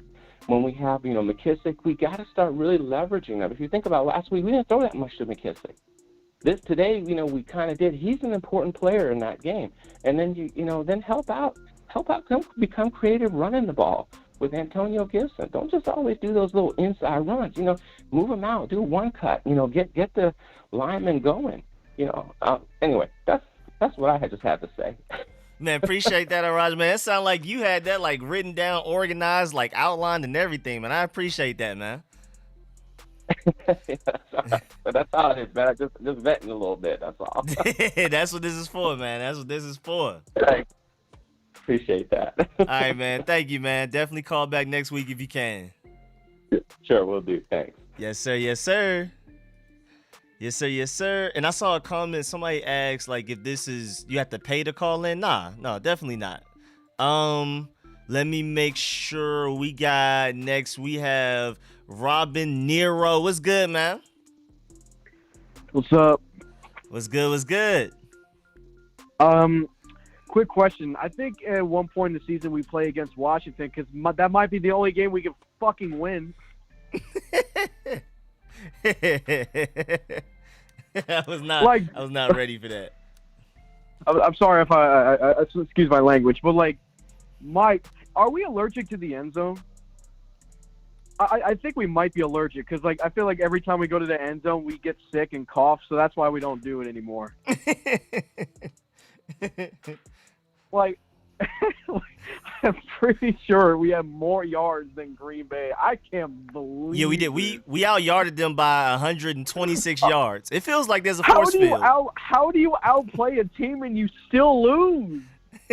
Badly too. Like not really close. Damn it, bro. Like I wasn't expecting to win this game, but Jesus, when you get opportunities, man, like, oh my God, like we they didn't even win. We beat Washington, bro. We are the reason why we lose. Mm-hmm. I swear to God, I are agree. really the reason. We are the reason why we lose. We hate ourselves. We are our own worst enemy. We don't want ourselves to win. And that's the craziest part. We were going down the field somewhat. It's like our defense is playing good now, and that's the thing that's crazy. Our defense is actually starting to wake up, and our offense, even though we're somewhat going down the field, we can't score. Like, what? How? We're sorry, bro. We're trash. And it's like, as for like Taylor Heineke, it's like I like him. He's definitely fun to watch, and he's very exciting, but he's not really a franchise quarterback like that. He's a great backup quarterback, but like I'm not really sure about the whole like starting thing, because this shows we don't have a franchise quarterback. And you know, everyone keeps talking about like year 2 and the rebuild. Yeah, we might start being good in like year 17 of the rebuild. At this point, that's where we might actually have a winning record. Because I mean, Dallas has this division on lock. I mean, the Eagles lost, so that's good, and that's for the Panthers. Man, Panthers, y'all are a disappointment, man. You are a disappointment of a team.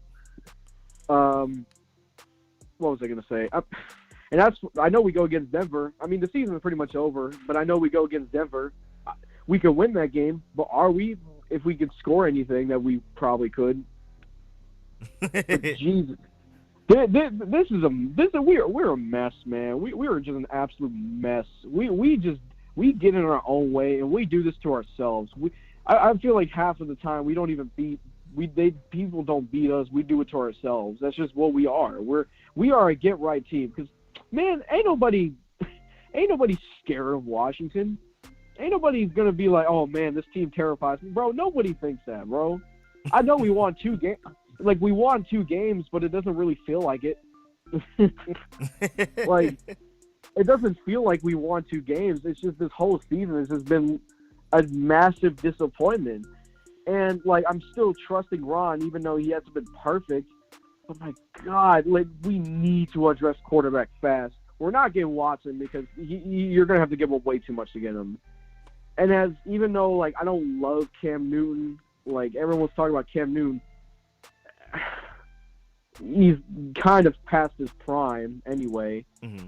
But like, and the draft is not great quarterback. I don't know what we're gonna be like. I don't know how much. I don't know how much longer I could do this whole optimism thing. I don't know how much longer I can do this. I can't do this.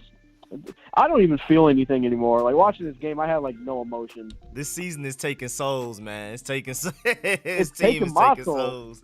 And you wonder why the fan attendance is so low. Like, if our organization ever talks about our fan base, I'm like, what fan base? They all fucked off and left.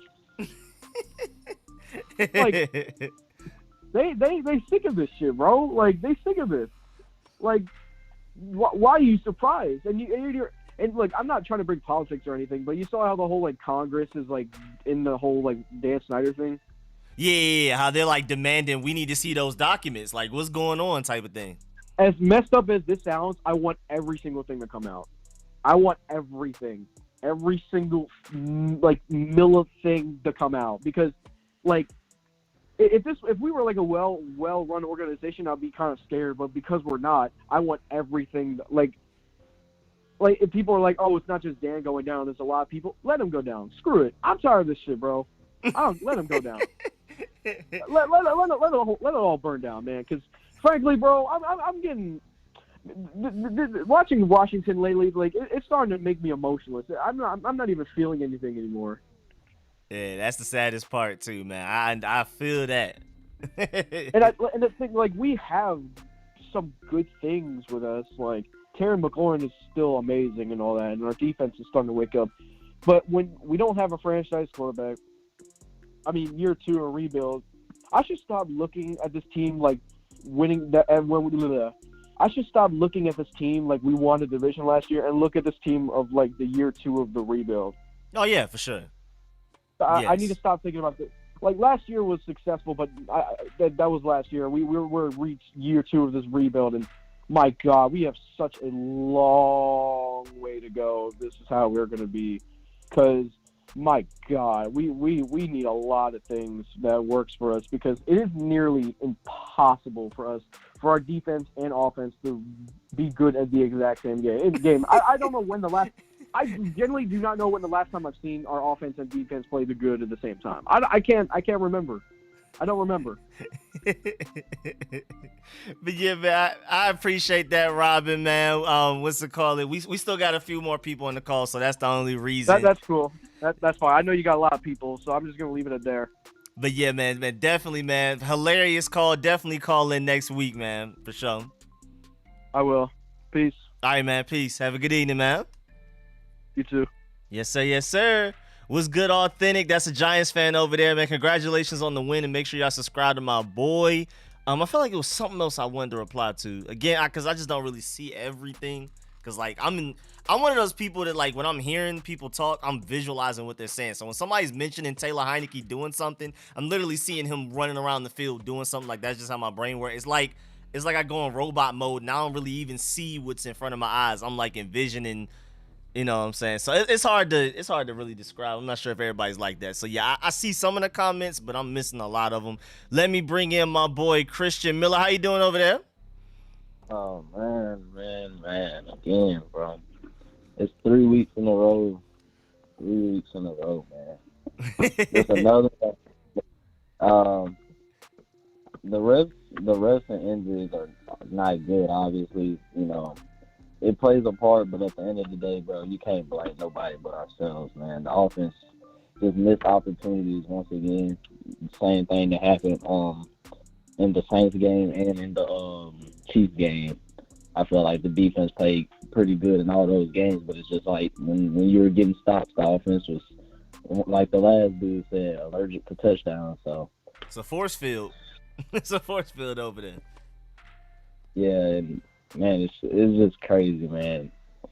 About Taylor Heinicke, you know, he choked a lot today. You know, that's y'all. Everybody should know by now. He's my boy, but he choked a lot today. I mean, hey, you can't get around that. He had that one where he should have ran. He should have just ran it in, and then you had that one where Terry McLaurin dropped one. That's 21 points right there. Well, that's 14 points right there, man. The one where Terry dropped a rare open touchdown, and then you got the one where Heinicke should have just ran it in and took the hit if he had to. That's 14 right there. That gives us 21. And then you got that block field goal. That's 24 points. That's a high game right there. So, but yeah. but like I said, I do think Ron Rivera, the coaching staff, and just the comments from the fan base plays a big part in how Taylor Heineke plays now. I feel like he plays more conservative because when he was playing reckless, everybody was talking about how he wouldn't last long, how he would get injured, and how it wasn't smart for him to do. But now that he wants to play smarter, everybody's on him about that.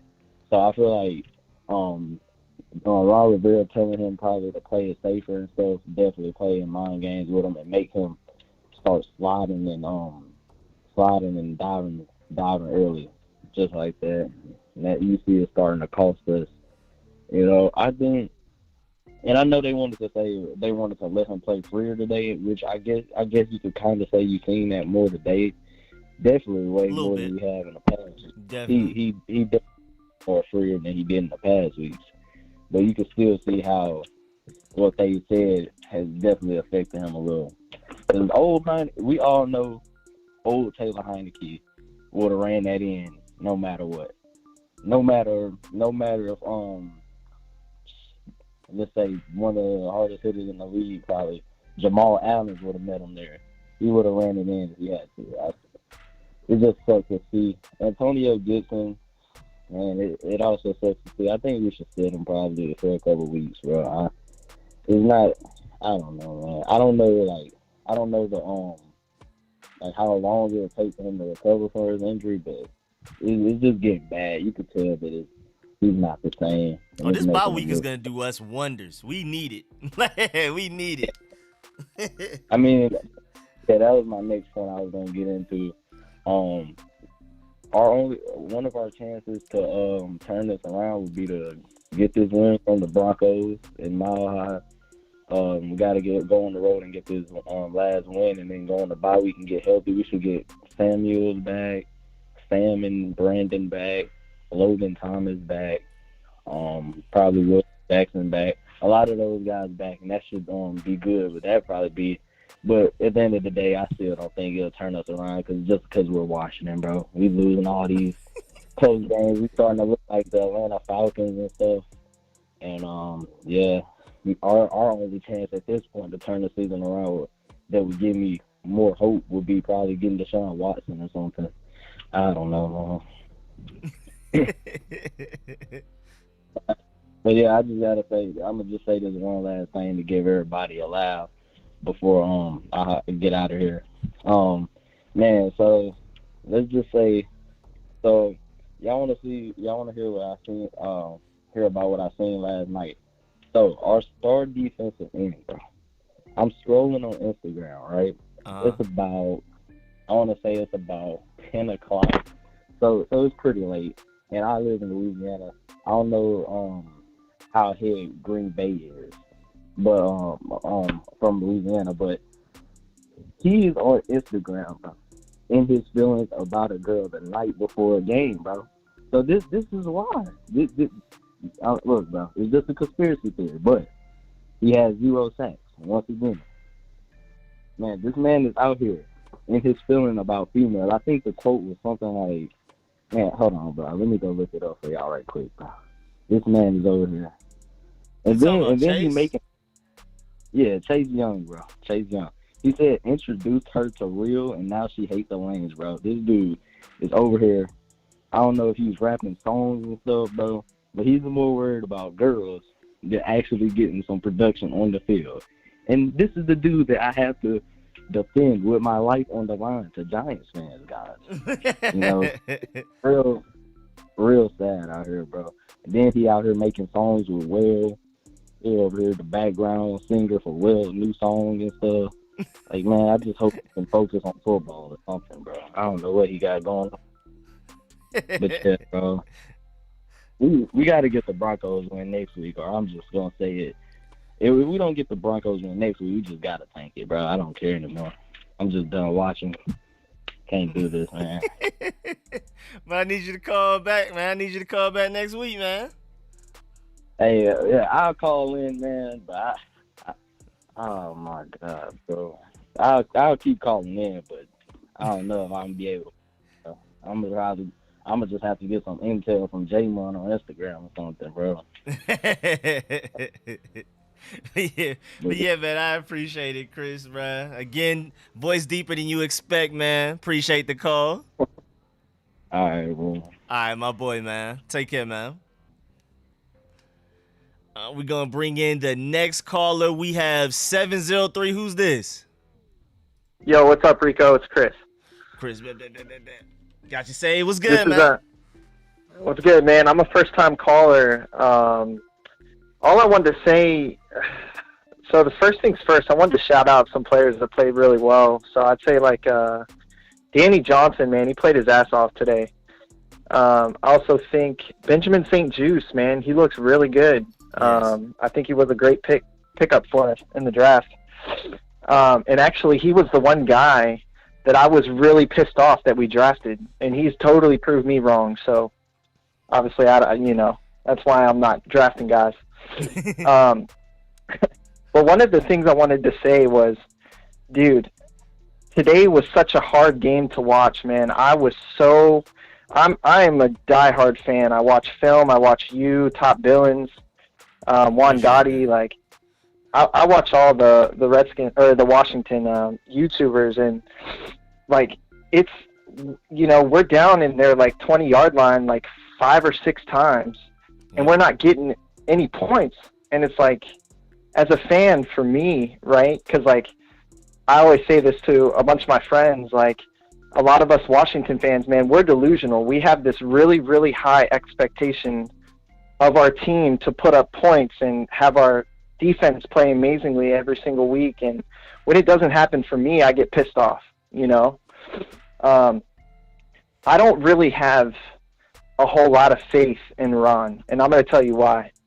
The first thing is, I feel like, so it was a couple weeks ago, Sam Cosmi got hurt, right? He went down, we took him out for like a play or two. He came back in, boom, he's down right after.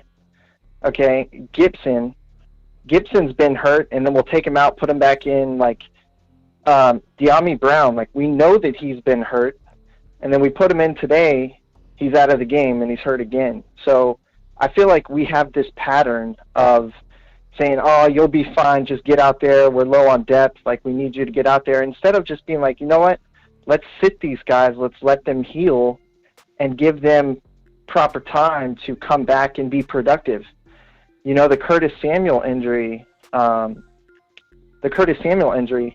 watched this doctor on YouTube, and he was saying that it was a 4 to 6 week injury. We brought him back after 4 weeks, and what happened? He got injured again. So, me personally, man, like, I'm really, really frustrated. Like, I love Washington. Like, it's my team. It's always going to be my team. It's been my team for 25 years, and it's just, it's frustrating, bro. Like, I will say this about Antonio Gibson. Like, I feel like Gibson's really good, but at the same time, like, man, he reminds me of Danny Dimes sometimes. Like, he just fumbles, man. And, you know what I'm saying? Like, you can make a couple good plays, but then if you fumble in, like, a really important situation, like, you're taking points off the board. And it just erases everything good you did. Yeah, everything good that you did, I'm only remembering the fact that you fumbled and we could have scored a touchdown, right? Or whatever it is. So, like, my thing is, Jarrett Patterson, let's get him some carries. Let's get him in there. Let's see what he can do, running in between the tackles, because he's small, he's shifty. I definitely want to see what he can do. And the last thing I'm going to say, because I know you probably got a lot of callers, but Dan Snyder, man, somebody talked about it earlier. We're going to be doomed unless Dan Snyder is just gone. He's got to be gone, man. I mean, I don't know what it is, and I keep hearing people talk about Heineke and, oh, he's not the guy. I'm not saying he's the guy, but let me say this. One of your callers, a couple callers ago, said that he's basically a rookie. And that's what I keep trying to tell everybody. This guy's basically a rookie. And 2 weeks ago, Ron told him, hey, I don't want you running, right? Heineke is not a pure pocket passer. He's just not. You want to get him on the edge. If it's not there, let him take off and get 5, 6, 10 yards, whatever it is. You know, when he's on the edge, he can hit his guys most of the time.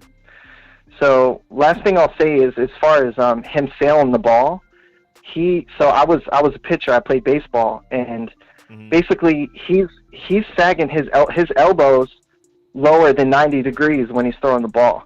You know, when you do that, you're gonna sail balls. It's something that's fixable. It's coachable, but you know, they just got to work with him. And last thing I'll say is, I love your content, man. And thank you, man. Ron Rivera, like, please get your shit together, bro. Like, coach these guys up, kick them in the ass, light a fucking fire under the players, and let them come out and win games. That's all I got to say. So, thank you. All right, man. Thank you, Chris, man. Definitely call in next week. First time calling, man. I mean, it was smooth. I feel like you've been doing it the whole time, man. Appreciate that. Thanks, bro. I'll talk to you later. All right, man. Thank you. Peace. Yes, sir. Yes, sir. Let me bring on the next caller. We have 317. Who's this? Hello? Yes, sir. 317. Who's this? Oh, this is Nathaniel Fuller, Rico. Save it. Can you hear me? Yes, sir. I can hear you, man. What's good? Oh, Rico, I'm like the previous caller you just hung up with, man. I see the problem, and I'm a diehard Washington fan since the '60s, mid '60s. So I'm in the 60 club, but love your content, bro. I love your content, man. I see that passion. I love it, man. I love it. And I'm here for the long haul, whether they fall apart, because I'm born and bred in Washington, D.C. So now the problem, see, and Rico, the problem is not the players on the field. The problem is that is the administration. In a nutshell, it's the administration, man. Because the offensive coordinators and the defense coordinators, and see, Heineke is not calling the plays in the huddle. He called the off on the sideline, so the blame should be on the sideline. These guys, what's not addressed is the blocking schemes and the playbook that's not being addressed. You know, and I would like to take the training wheels off and just let Taylor Heineke, you know, if he sees a play he wants to audible to it, let him do it. If it doesn't work out, then stop it. And that's suicide when you don't want your quarterback to run the ball. See, there's a lot of monkey wrench throwing. How you gonna eliminate your quarterback from running? So now, see, and this is the thing. I say a blocking scheme, because opponents' defenses are able. They are disguising blitz packages at it. That's what's creating the problem. And the coaching on the sideline, they're not addressing it.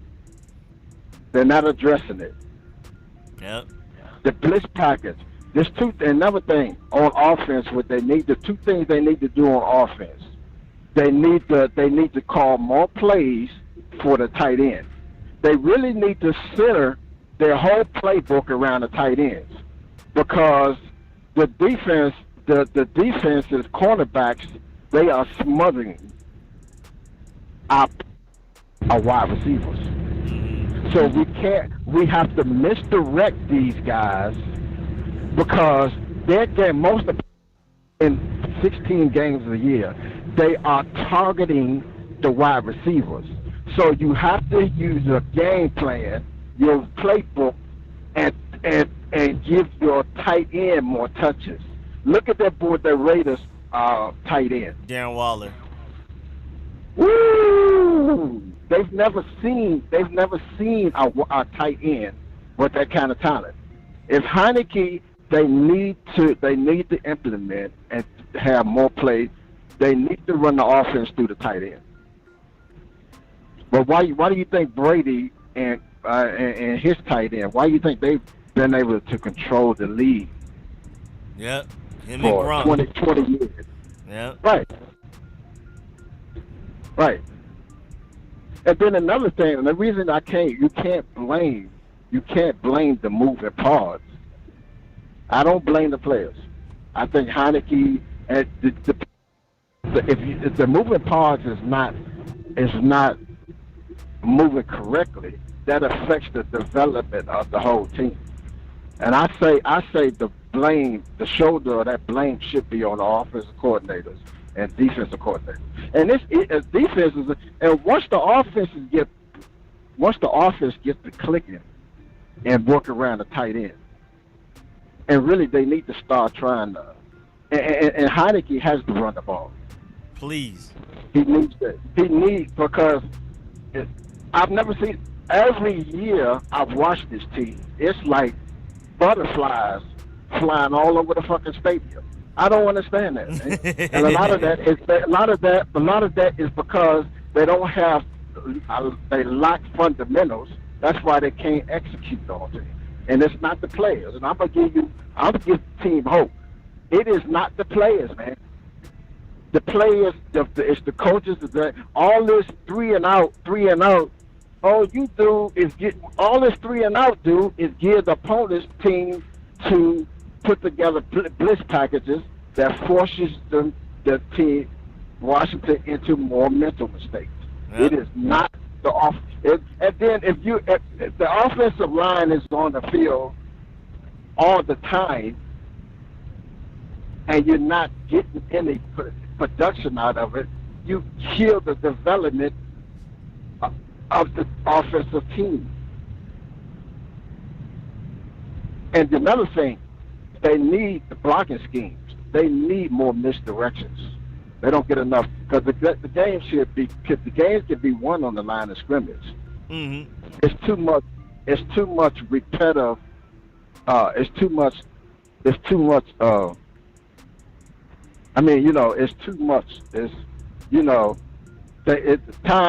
and that Heineke, he needs his legs because he needs to buy time, and then there's a disconnect too between Heineke and his wide receivers, and then I think a lot of, and like the caller said, the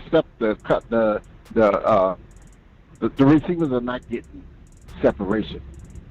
They're not conscious of the quarterback, and I don't understand that. I really don't understand that. Because you suppose and that's the problem, and that, like I go to say, that's why I say the offense, the playbook has to go through the tight end. It has to, because that'll loosen up the corner. That'll loosen up those defensive backs. See, they're not focused on the cornerbacks. They're not focused on the tight end. Mm-hmm. Because another problem is that Washington, the offense is not getting the ball in the hands of the speedsters. That is true. J.D. McKissick got a little bit of touches, and Terry McLaurin, when he could, but I think that Giants game was Scott Turner's best play calling game because we got the ball into the hands of like our best players as often as possible. And I don't know why we don't do that more. Yeah, and man, I can listen to you analyze the game, but the offensive coordinators and defensive coordinators need to be in the game, in the film room. For sure, please. Be in the film room. They don't. Yeah, the team, the players don't need to be in the film room. They don't need to be in there because they're not going to siphon off anything. What they need is they need the coaches to make the correction, because and then another thing, we only talk about offense and defense, and we got a special team. Other teams the playbook has to have special teams. The offense and defense ain't supposed to be doing everything. It's just a lack of fundamentals, man. I'm with this team, and they can turn this season around if they tweak the playbook and their blocking scheme. They got to have a blocking scheme, and the reason I say blocking scheme too, Rico, because you have to shut down your opponent's strong points. You have to attack them with their blocking scheme so that they don't to put out their blitz packages. Because that's what really creates a lot of problems. Yeah. Because once the opponents see that you are 3 and out, they are implementing blitzing packages, and blitzing packages can be disguised where they just send one person, and then that one person is an execution, and it'll kill your whole. I mean, and that's what the problem is. And that's the sideline is not addressing these teams blitzing packages. Yeah, I super agree. We just gotta play smarter. A lot of our problems are just strategy. It's not even the talent. It's not the athleticism, the speed. It's just a lot of strategy. Yeah, but man, I appreciate that, Nathaniel. Cause we well over the 5 minutes. But you was making some good points. I ain't want to stop you, man. I appreciate that. I know, right? You're welcome, man, blood. I'll call again. All right, man. Definitely call back next week, man. Appreciate it. All right. Yes, sir. Yes, sir. Let me bring on my boy Joe. What's good, Joe? Joe? Or did How you doing, man? Oh, there you go. Bet. What's good, man? Man, Jesus, bruh, I'm not gonna talk too long. I usually go to our sports bar with a bunch of Ravens fans and watch their game. So I just watch kind of highlights, and I still stay true to who the home team is. But from what I saw, man, it's just a debacle all around. But I'm curious to know how Jamin Davis is doing. Because I saw last week he was kind of out of place in a few plays and he didn't play as much. But on top of that, I guess I'll watch the highlights. I'm just going ahead and voting for either Matt Corral or, if they last that long, in the draft. Depends on how we're going. But I love Matt Corral. Yeah, or Matt Corral, because he has more experience with a pro style offense and reading defenses. And basically he's playing against better competition than what Malik Willis is. Definitely. So, but and then I would take. It just seems like Antonio Gibson should be more of a wide receiver than an actual runner. But he reminds me a lot, man, of the days when we had Kelvin Bryant. Kelvin Bryant, that's way back in the old Redskin days, though. He was more of a receiver out of the backfield and spread out wide than he was a running back. So, I mean, that's where I stand now, man. It's just our defense is getting shredded to pieces. I don't know what. I don't know what the corner. William Jackson just looks pedestrian from what I see. St. Juice is good. He's rangy, but he just can't go against those receivers, man. He just gets juked off the. I don't really know how to fix it, man. To say that it's a coaching thing, because I mean, everybody pretty much has to work together. I'm just trying to figure out where we go from here, basically. So I know a lot of us are looking in the draft for next year already. Because I looked at the schedule, man, it's going to be hard pressed for us to win another game, even against the Giants again. So, I'm still optimistic, man. I'm going to always be a fan. You know what I mean? I'm never ever going to wear that purple and black, man. Nah. I appreciate it. Man, I'll always stay true to my team or who my team is, and I let everybody know. So, but we just got to get things together, man. And do you think we hire Bieniemy? I mean, just in case Rivera tries to retire or gets fired, do we do Bieniemy, Byron Leftwich? Those are I all, don't know. interesting. It's just weird 'cause for Eric Bieniemy's situation. He's been trying to get a head coaching job, and all of these teams just keep passing up on him. So I don't know if something's going on in the background that we're not aware. I just have no idea what's going on with that. And then Byron left, which is a good option. But again, like some callers have said, I think we just need to give Rivera a little bit more time because he already came here assuming it would be a rebuild. So we'll just see. I think we'll get to that road maybe like a year or two down the line. I would look more at Scott Turner and Jack Del Rio before I would look at Ron Rivera just for now. Right, but how is Jamin Davis looking, man? He was a top 20 pick. Oh, well, he's progressing. He's not playing to what you would think a top 20 pick would play like. He's definitely not there. But he only started 1 year in college and he looks like it, but he's getting better. Today he made a few plays in the run game. The touchdown scored against him in coverage. It was a push off. They should have called it. So yeah, he's getting better. He's playing more and he's getting better, which is kind of what we thought would happen. I think by this time next year he'll actually be a really good linebacker, but we'll see. Yeah, and everybody with these Tua Tagovailoa rumors, y'all need to stop. You have not seen the highlights on that boy. Good gracious. Yeah, he's Taylor Heineke 2.0. Except, he's just a little younger. He may have a little bit stronger of an arm and anticipation. But that's about it, man. We might as well consider what we got. I appreciate it, man. Please keep doing what you're doing. And everybody stay the course, man. We eventually we gonna get there, man. Good gracious. Yes, sir. Man, I appreciate that, Joe, man. Definitely call back next week, man. Anytime. Yes, sir. Yes, sir. Yes, sir. Yes, sir. Yes, sir. All right. All right, man. Oh, yeah, I wanted to thank Dennis Bailey for the donation earlier, too, man. Thank you, Heineke and Gibson. Gotta go.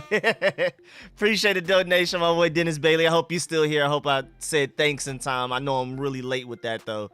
I see Tank for Pickett at the bottom of the chat. I do like Pickett, too. Oh, yeah, let me go down the list. Next, we have Nathaniel. How you doing over there, Nathaniel? Oh, no. Okay, that's why you were at the top, because you just called. All right, so the next on the list was my boy Joseph. What's good, Joseph? It's over now. I did not mean to press that button, too. Joseph, you there? My boy Joseph? Joseph? Going once? Going twice? My bad.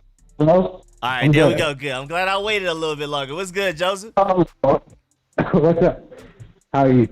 What's good, man? I'm good, man. How you doing? I'm cool. Oh, boy, would have been doing better if we looked out the window. Man, would have helped us all. Hey, all I gotta say is that touchdown that was reversed and Taylor Heineke ran it in should have been a touchdown because he reached when his knee was down, kind of, but at the same time it was like the ball was like at the edge. So I don't know if the referees called that or if it was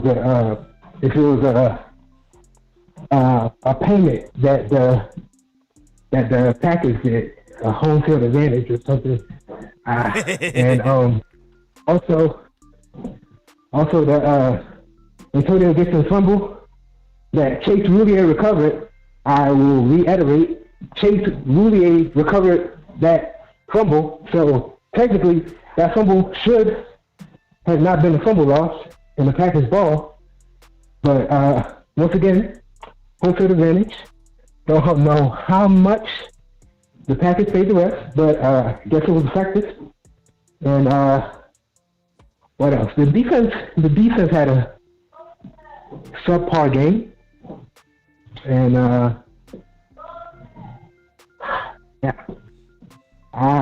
yeah. Yes. So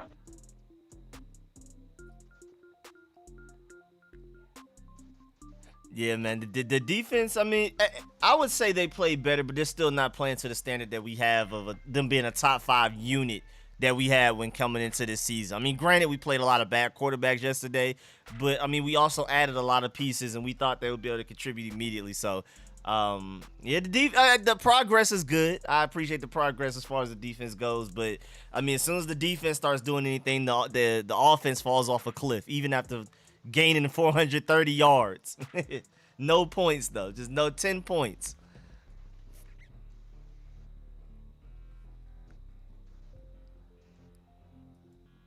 I guess Joseph is gone. My boy Joseph is gone, so we're gonna go ahead and bring on my boy T. Roy. How you doing over there, T. Roy?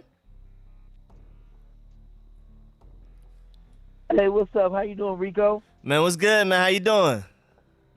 I'm doing good. I'm doing good. Yes, sir. I'm doing Yes, sir. good, man. Hey, I'm gonna be the devil's advocate today, Rico. Okay, I'm feeling it was good. Hey, everybody's kind of down on us how we did today, but I'm gonna say let's play like this every week, Rico. Let's play like this every week. Heineke, yeah, that was kind of a punk move, right? Trying to dive down, but every other position on the offense, that was a touchdown. If a running back did that, that's a touchdown.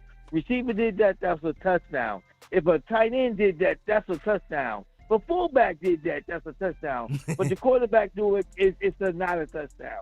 I don't get it, but whatever.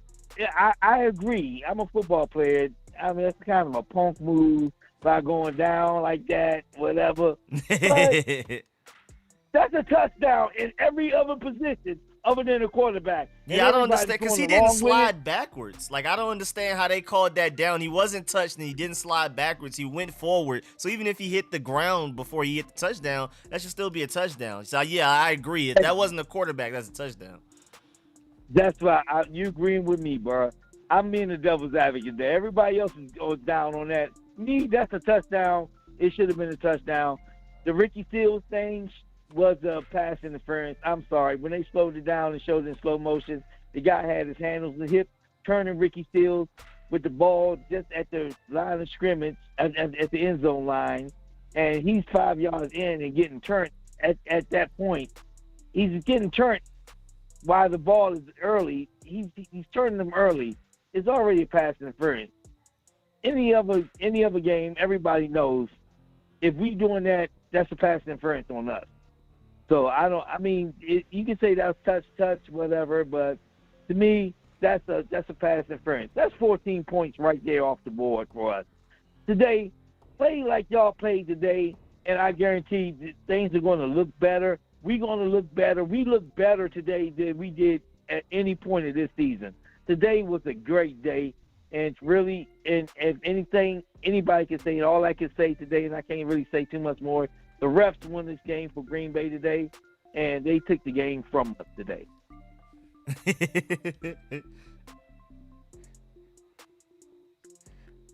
But what you think, Rico? Yeah, man. I mean, I feel like it's a mix of us beating ourselves, and the refs definitely hate it. And then like you said, with if we actually played pretty well in certain aspects, once we got to the red zone, we just couldn't score. If we could just score in the red zone, we had 430 yards, they had 304. Like you would think, and then on third downs, we were pretty close in statistics. We beat them by like 5 minutes in time of possession, almost 6 whole minutes. So it's just like we didn't necessarily play terrible. It's just we just didn't have the clutch gene, I would probably say. Once we got into the red zone, it was like there was a force field up. Because we could move the ball. I agree. We could move the ball easily. We was moving the ball. We was moving the ball. We played well today. The defense played well today. They stopped them good today. I mean, you can't stop Aaron Rodgers in that offense no better than we did today, especially how we came into how we've been playing all week, how we've been playing all year. They played well today on defense. They played well today on offense. It was some technicalities that made us not get touchdowns today. It was technicalities that made us not get touchdowns. We got down there 3 times and didn't get touchdowns on technicalities. Yeah. And that's pretty much all I see today. Everything else everybody's talking about, they just mad because we haven't been good for this year. But today, play like this I guarantee you, we not playing Green Bay. We playing Denver next week. We play like this, we win. We can win a lot of games, more games this year if we play just like we played today. This is the best I've seen our defense play today, and our offense actually complimented them today. It was just some punk. That was a punk move that Tyler Heineke did. I ain't gonna lie. But at the end of the day, it was still a touchdown. It was a punk touchdown, but it should have been a touchdown. That's all I got to say. That's all I got to say about today. That was a punk touchdown, but it should have been a touchdown, which would have made this a whole different game. And that was a pass interference on Ricky Seals-Jones, which would have made this a different game at the end of the game. And I really believe those two things. I believe because we're the Washington football team, those were not touchdowns. That's just it. Yeah, man. I mean, it does feel like there's like the rest of the NFL doesn't like Dan Snyder. They don't like it's a curse or whatever. I don't know what it is, but man, definitely appreciate the call, T-Roy, man. Big time, my boy, pulling up, being devil's advocate. I can feel that, man. Appreciate the call, man. Definitely call in next week if you can, man. Yes, sir. Have a good day. Yes, sir. You too, man. Yes, sir. Yes, sir. Yes, sir. Let me bring on 314. Who's this? Can you hear me? Yes, sir. 314. Who's this? Hello? Yeah, I can hear you when you said it earlier. Yeah, I'm Brad. Brad? All right, but let me say that in. What's good, man? What you got? What you got for the show? What's up, man? Dang, it's just.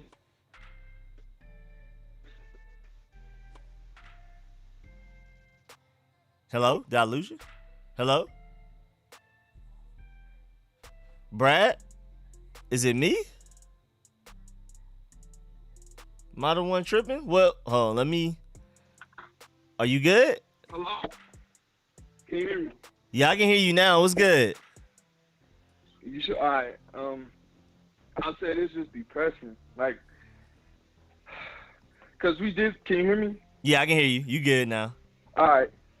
So yeah, it's just depressing because we did the same thing against the Chiefs. It's the same thing over and over again. We can't score, and half of it, most of it, we can't keep blaming coaches at this point. Like, Scott Turner is doing his best. It's like mental errors, like the Taylor slide. There was no need to slide there.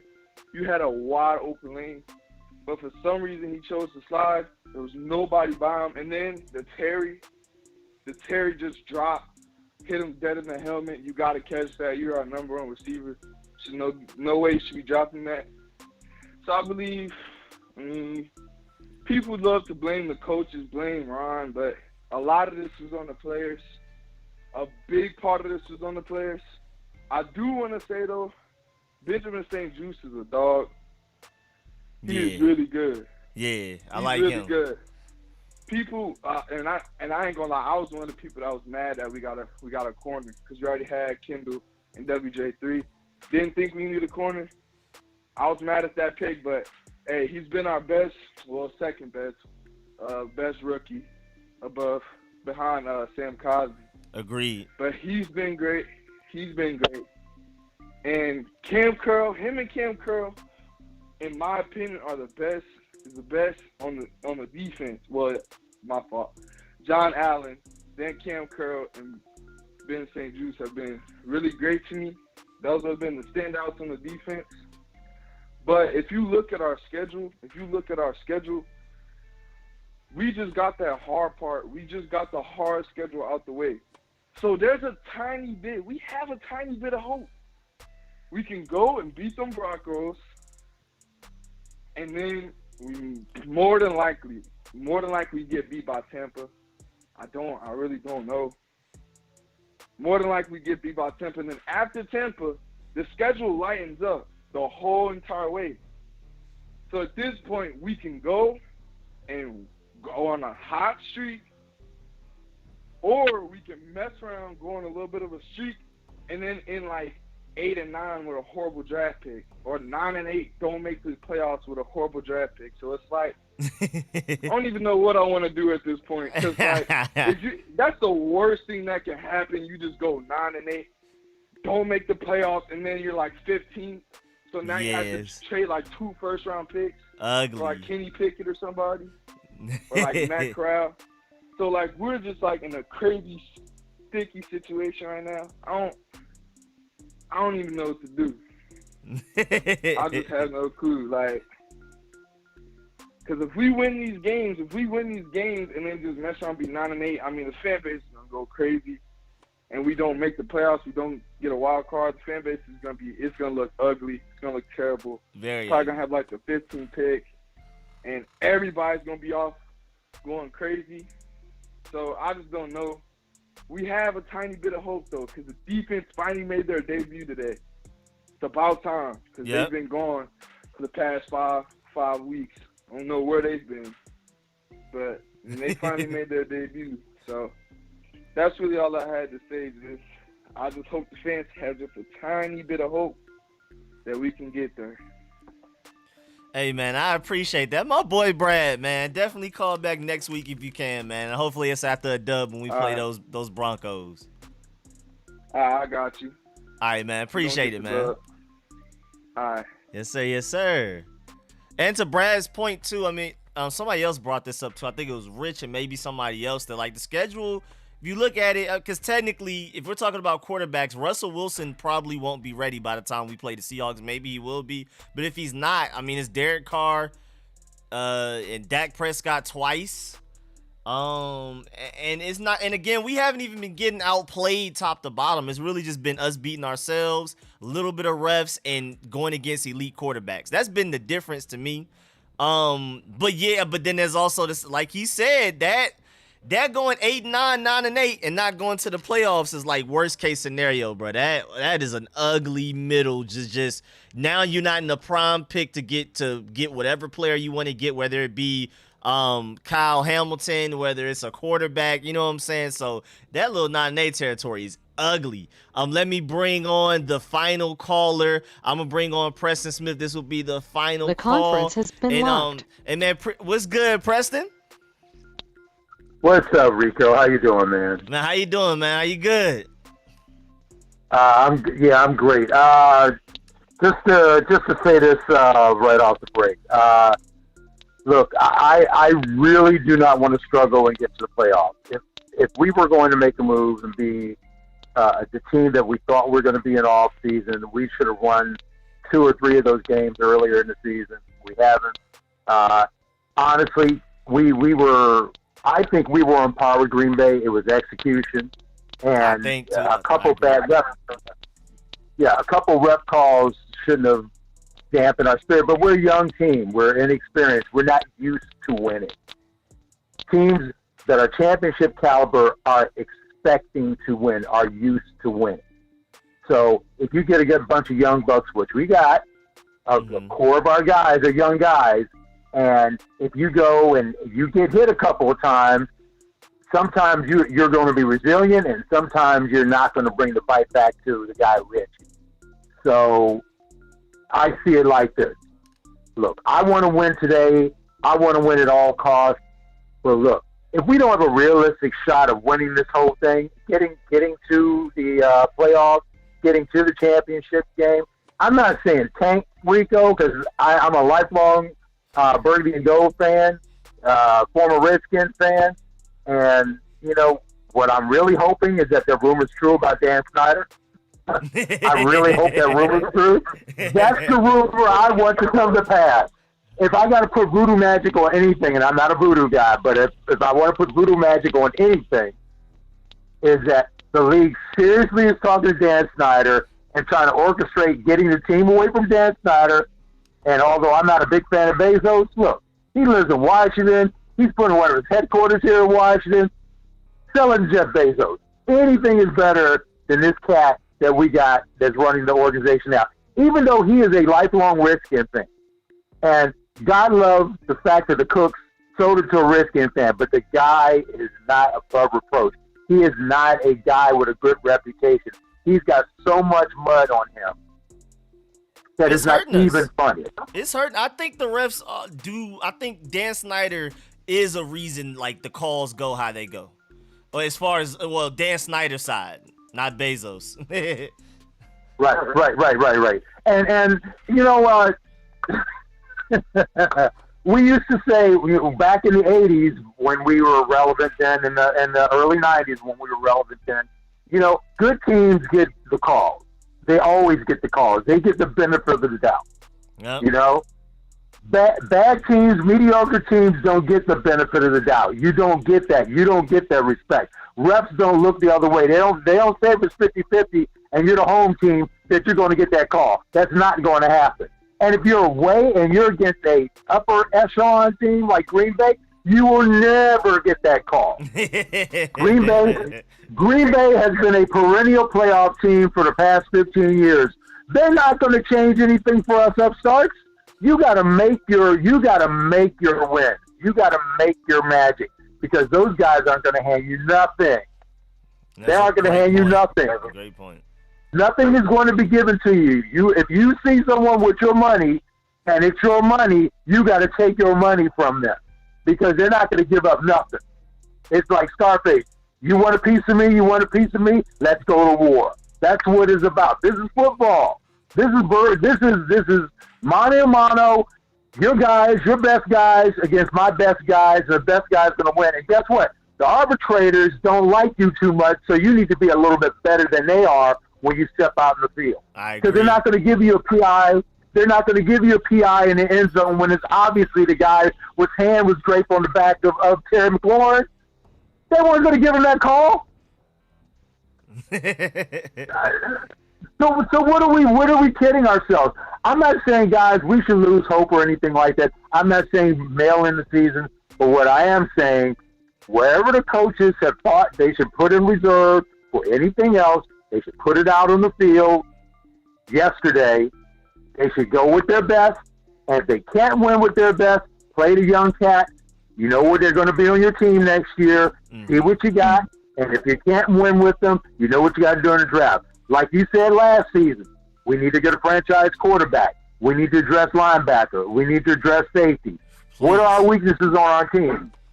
Our safeties, our linebacking core, and our quarterback. The three things in the offseason we said we wanted to address. We thought we addressed linebacker. we got a player. We got nobody in free agency that we added to the mix that was any better than what we had last year. We tried to address quarterback, but you got a guy who's been a perennial backup, and I look. I love the bearded one. I think he's a great guy. I think he's got great karma. I think he's a teacher and that sort of thing. But let's face it, in this league, you need a guy who's got some athletic ability. You got a guy that needs to be fairly accurate, and you have to have a guy that when the receivers are on the field with you, they trust you. They're not going to get killed by catching a ball with you. And right now, Heineke is getting guys killed. Boy, I'm just saying. Rico, it's always a pleasure to talk to you, man. Hopefully I get time next week. I thought I missed you. I caught your live stream. I said, dang, I got to call in and talk to Rico. So it's always a pleasure talking to you, my man. And you keep doing your thing. I'll keep supporting you. You're the best. Man, appreciate that, Preston, man. That's a great way to end it. That's a nice little bookend call right there. Nice way to put a little exclamation point on the live stream, and I appreciate that. Definitely call in next week if you can. All right, my man. You take care of yourself. All right. Yes, sir. You too, man. Yes, sir. Yes, sir. Yes, sir, man. But, yeah, thank y'all, man. Big time. Thank you to everybody that called in. Shouts out to everybody in the chat again. I don't get to see everything in the chat because I'm trying to give my undivided attention to the person talking. I don't want to go back and forth and lose track of what the person was saying while I'm going through the stream of comments. But I'll randomly see certain stuff, especially transition from one caller to the next caller. But man, I still appreciate all y'all in the chat, even just debating amongst yourselves, conversing with each other. Shouts out to everybody that called in again, man. I appreciate y'all. Shouts out to everybody that pulled up to both live streams, the during the game live stream, the post game live stream. Man, I really appreciate appreciate y'all, man. Y'all gonna get all of the content this week per usual. I'm trying to get it on it with the film sessions. I keep promising film sessions, but like the All 22 is just releasing it so late that like we don't really get it till like Thursday-ish. And then by then we're starting to focus on the next opponent.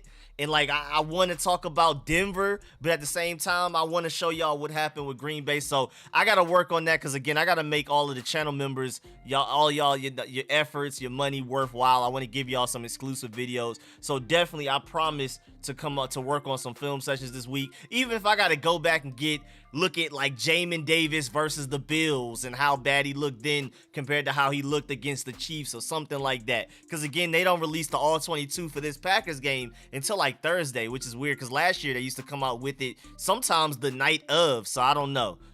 So yeah, I'm working on everything. Just stay patient. Of course, content coming all week. Anything major that happens, I'm gonna update y'all on all of that. Of course, expect to get an injury report Wednesday, get the game preview Thursday, the official final injury report for who doesn't play, who will play on Friday, and then make sure y'all stay in tune, man. I appreciate all of the support again. Shouts out to all of y'all in the chat. I really appreciate y'all, and I will catch y'all tomorrow with a video on something.